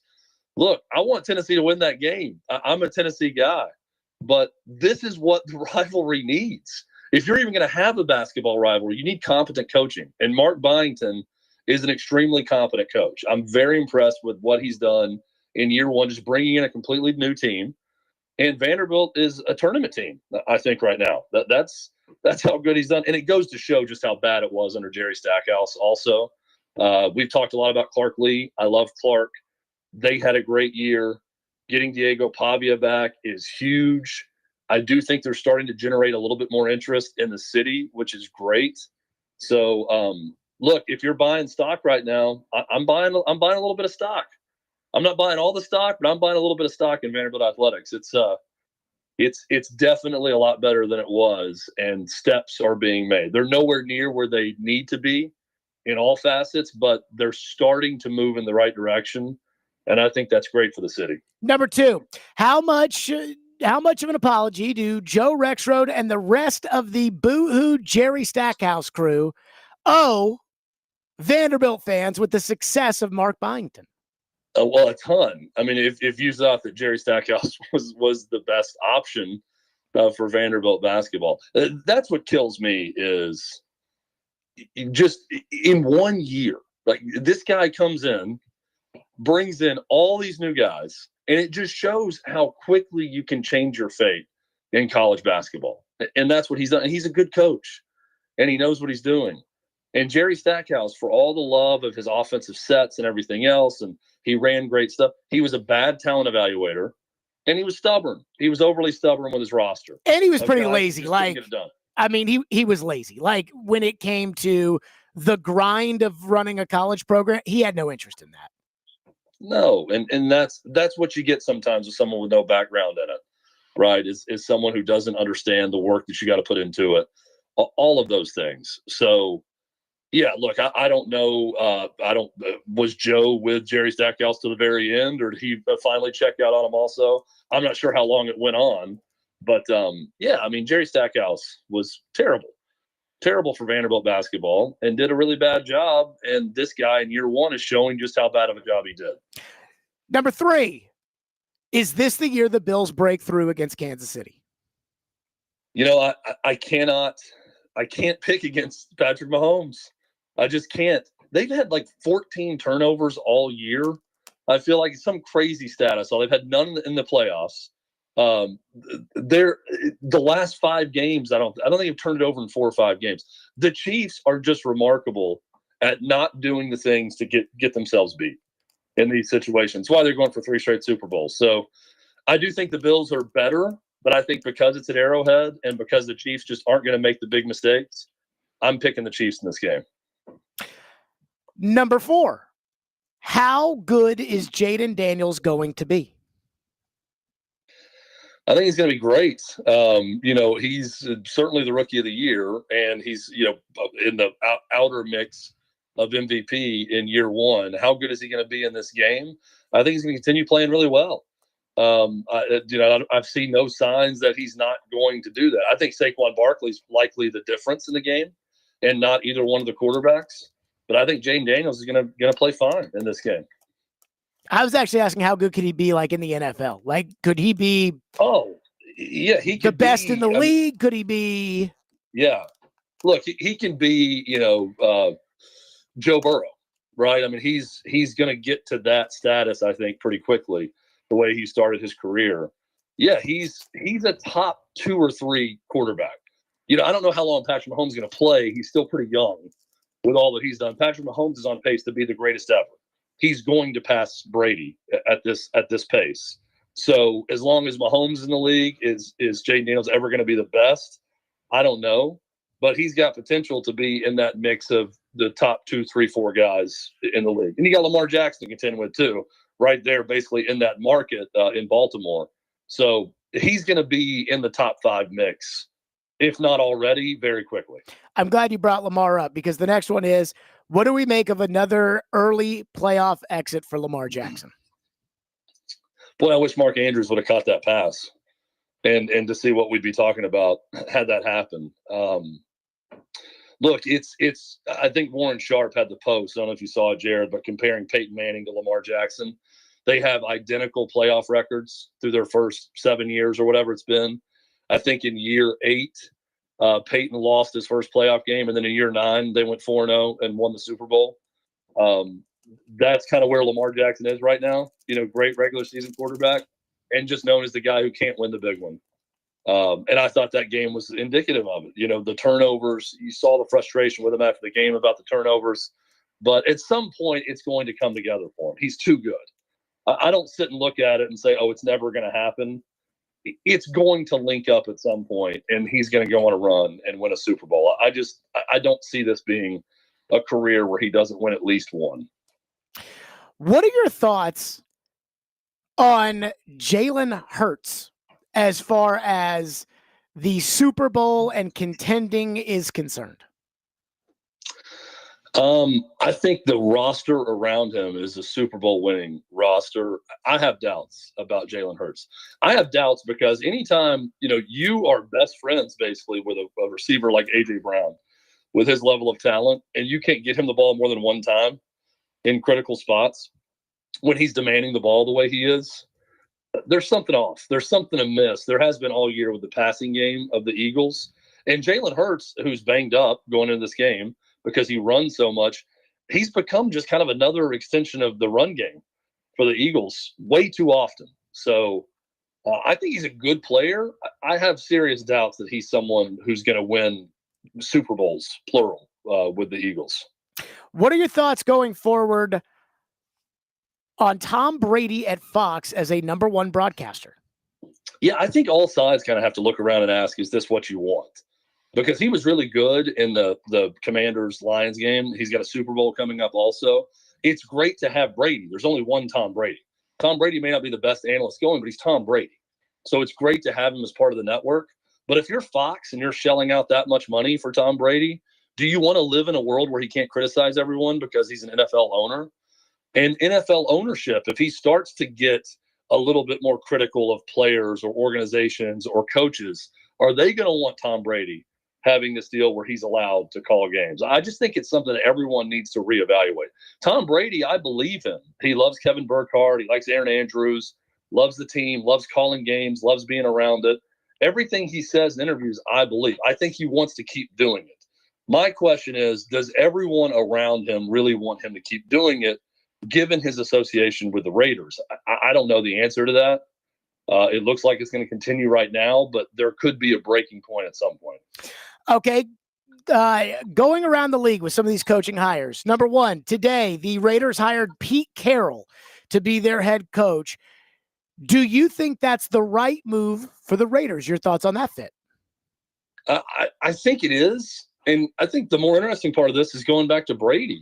Brady had such a big hand in that hire and what the Raiders were going to do there, that he chose Pete Carroll, of all people, to come into Vegas is interesting to me, given the history of Patriots, Seahawks, Super Bowl, and all of that. I just find that fascinating. But yeah, I think that's what they needed, was an adult in the room and stability to the level of Pete Carroll. So I think it's a good one. What do you make of Ben Johnson in Chicago? Ben Johnson, it just feels like a feast or famine type thing. I could see this guy being the next Sean McVay with the Chicago Bears and with Caleb Williams there. And I could see him, being another in a long line of Bears coaches that are overly hyped and don't get anything done there. I just don't think there's any middle ground for him. I don't think he's a 4 or 5 year coach where you end his tenure just kind of like, well, that was okay. I think this guy's either going to get the Bears to a Super Bowl with Caleb Williams, or he's going to flame out in a year or two. I did not like the fact that Ben Johnson got that hero's welcome like Rand Carthon did when they walk in the building and they make everybody clap for you. That then and there kind of turned me off on him, but also the whole operation. The Hallis Hall victory tour. Unbelievable. Aaron Glenn in New York. Yeah, I like it. I think it makes sense. There's no GM in New York, so everything's out of whack once again with the Jets. Aaron Glenn did a nice job with the Lions. I'm fine with the hire there. It's just another one of those things. It's kind of like Mike Borgonzi with the Titans.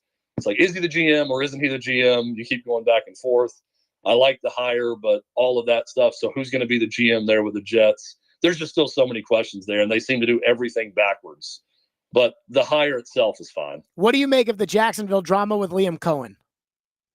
They should have fired Trent Baalke to begin with. Again, this is another backward situation.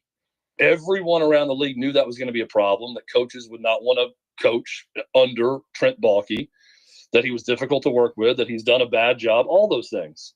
And now they were confronted with it, and it's just all the back and forth, everything with it. I think Liam Cohen is a good offensive coach. I think Liam Cohen is set up for failure from the beginning because of how this process led to Liam Cohen. So I think it's bad. I don't think he's a bad coach. I just think the whole situation is bad all the way around. Don't you think, though, that by getting Trent Baalke out there, like he got him out of there in order to get the job. So now they may actually fall ass backwards into a real general manager. They have a quarterback. I actually think the power play Liam Cohen put on might end up being the biggest thing that makes him a success. It could be, because it is a bit of a coup when you think about it, with what Liam Cohen was able to accomplish. But I go back to ownership. We've seen instances where bad owners have success, right? I mean, Brown in Cincinnati. Jim Irsay. Jim Irsay. There's plenty of examples where that happens. I just don't buy Shah Khan and all the decisions so far with the Jags. So I don't know. Maybe they go out and get a great GM and it's all going to work out well, but I don't see it. Chad Withrow from Outkick. Enjoy the conference championships. Does it depress you that there are 3 more football games left in 2024? Yeah, I'm kind of ready for the Super Bowl to get here already too. I think the whole college football playoff, it just felt like it lasted so long by the time we got to Ohio State and Notre Dame that whole thing, it was oddly depressing. After the first weekend where there's all the anticipation of the college football playoff, from that point on, it just drug along so long that it almost depressed me. So, yeah, I'm depressed we're not going to have football anymore. But I come into championship weekend also almost depressed because of the college football playoff, Jared, which may mean that I just have seasonal depression and I need the weather to warm up or the days to get longer or something. That just could be a me problem. Who knows? I get depressed. Like I am excited for the Super Bowl, and we will see you in New Orleans this year, but I do get depressed on Radio Row at the Super Bowl, usually around Thursday, but really Friday, when people start packing up on that Friday at what you now dub Streaming Row.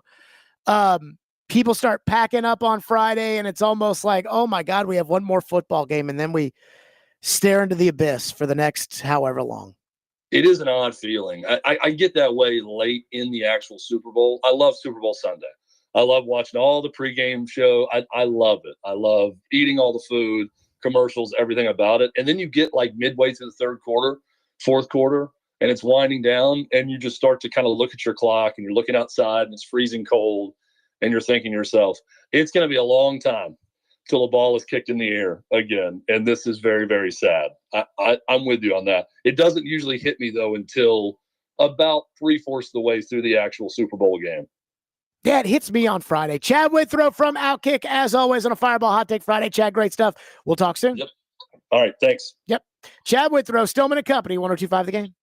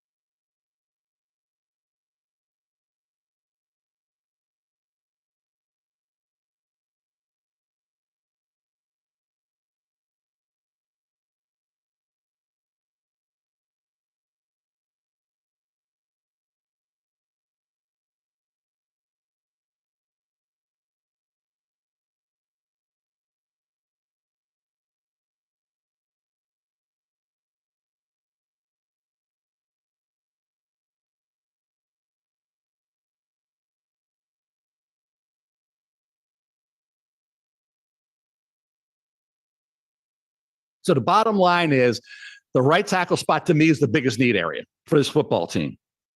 Quarterback, if you go there, there's other options. And I'll bring up J.J. McCarthy's name. J.J. McCarthy is only 21 years of age. Okay. He'll be 22 January 20th. He's a year younger than Shedeur Sanders and Cam Ward. Okay. He was hurt. He was back. He had surgery out this year. Did a great job at Michigan over a 2-year period, won a national title. J.J. McCarthy would have a higher grade based on where he was last year. His grade is higher than what I have on Shedeur Sanders and Cam Ward right now. That was Mel Kiper Jr. talking about the two quarterbacks in the draft, and Cam Ward and Shedeur Sanders saying, I've got them a little bit lower. I got them with J.J. McCarthy where I had him last year in the draft.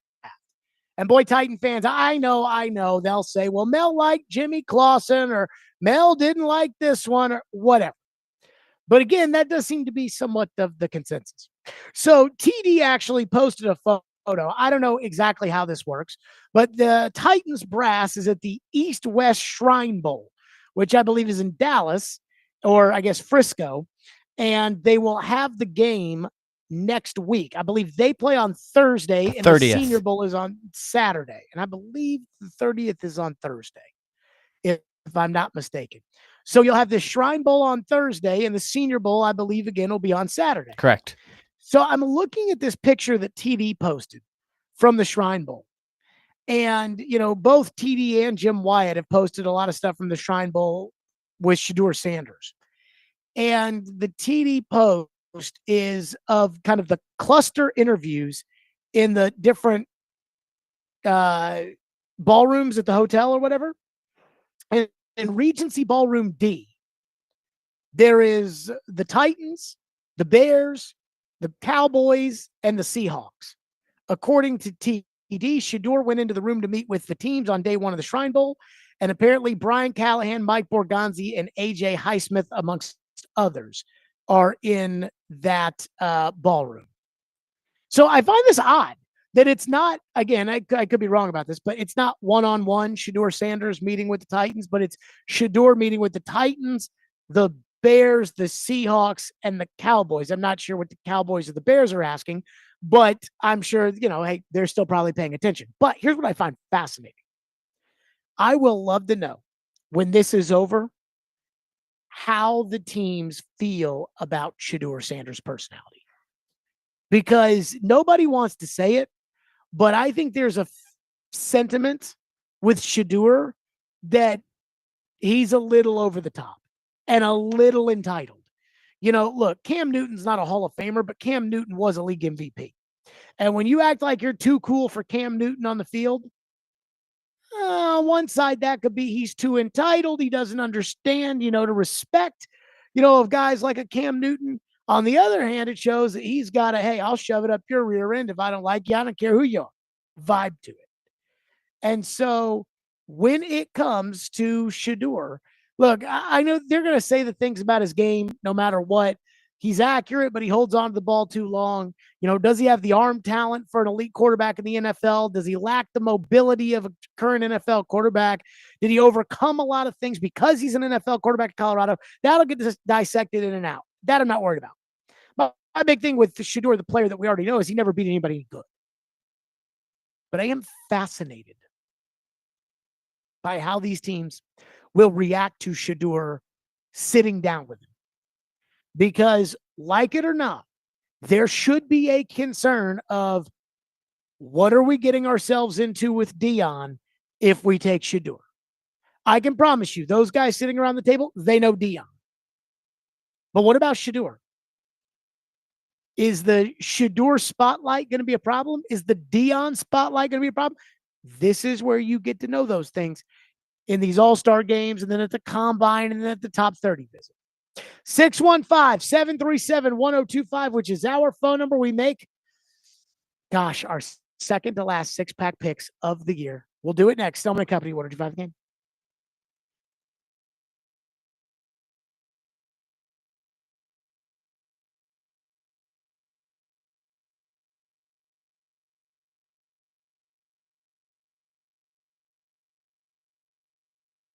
Fireball Cinnamon Whiskey goes down so smooth and it tastes so great.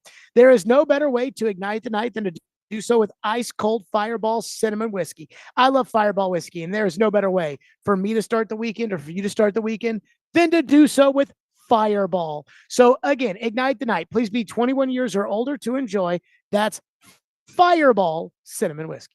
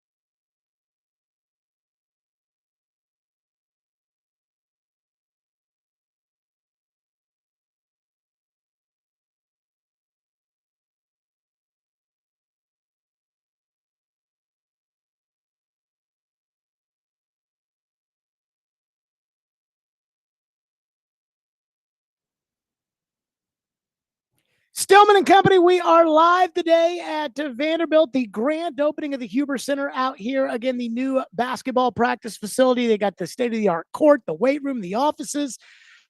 I mean, it's gorgeous. I'm up against, maybe 20 yards away from the end zone at First Bank Stadium. And I just want to say, I wish the old man was here today and could see the money Vanderbilt is putting into its athletic facilities, and to see Vanderbilt beating Alabama, and to see Vanderbilt beating UT in basketball and at women's basketball. And I'm not sure he'd believe it, but that's the new Vanderbilt. And it actually does kind of remind me of a story he told me one time, that when he was GM of the Oilers, that they played the year at Vanderbilt Stadium. They wanted to renovate the locker rooms, and the administration at the time said, "Nah, we don't want you to renovate the locker rooms." And I feel like he kind of always held that against them. And now if he could see this beautiful, spanking, brand new facility today, and even what they're doing to the football stadium, I mean, I'm actually kind of fascinated what it's going to look like with the football stadium when it's all said and done. But with that, it's time to make our picks, Ian. So how did we do last week? I don't think I did very well. 3-2. I have you down for last week. Okay, so you I'm got guessing Kansas I got City. Yes. You missed Detroit. You missed Philly. You got the Bills, and you got Ohio State. So What's our total on the year? 53, 53, and 2. Oh my goodness gracious! Exactly So 5 this- hundo. So between this and we're going to include the over-unders this week, and then next week we will have 6, including prop bets for the Super Bowl. Or 2 weeks, maybe. But yeah. It is really coming down to the wire this year as to whether or not I'm going to be 500 or better on the season. It's going to come down to the end. Yep. Okay. Give it to me. Okay. NFL Championship Weekend. We begin in the NFC. 2 o'clock on Fox on Sunday. Commanders at the Eagles. The over-under on this game is 47.5. Philly is -6. So I was thinking the number was going to be 5. I will take Philadelphia to win the game. I think Washington's a great story, and I think Jaden Daniels is going to be a great player, and I think he's a great player now. But I think that the Commanders' victory last week had more to do about Detroit, more to do with Detroit's injuries, and I would also argue maybe more to do with where the Detroit coaches' minds were, in preparing for their job interviews and not the game. So with that being said, Philadelphia, I think they run a tighter ship. I think Vic Fangio has the defense ready to go, and I think Saquon Barkley is going to run the football effectively. I will take the Eagles to win 24-10. I think this will be kind of a runaway here. I think Philadelphia wins comfortably and wins the NFC. So does that mean you're going with the under 24-10? I guess is that I am going with the under there at 24-10. Cool. Okay. To the AFC. 5:30 CBS. Should be a fun game. Bills at the Chiefs. Over under a 48.5. Kansas City -2. So that number is shifting towards KC, because I think it was originally KC -1. And so now it's shifting to KC -2, which means the money's coming in on Kansas City. I'm taking Buffalo. I cannot tell you why. Every year, Buffalo beats Kansas City in the regular season. Kansas City beats Buffalo in the postseason. Every year. And yet, for some reason, I think this is going to be different. If Kansas City wins, I am not going to look at this and say, wow, I can't believe it happened, because I totally could believe.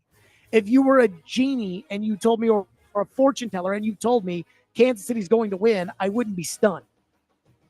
And maybe this is my mistake here, but I think this is the year Josh Allen breaks through. I think this is the real Super Bowl, and I think Buffalo is going to win, and I think Buffalo is going to win at the end in Arrowhead.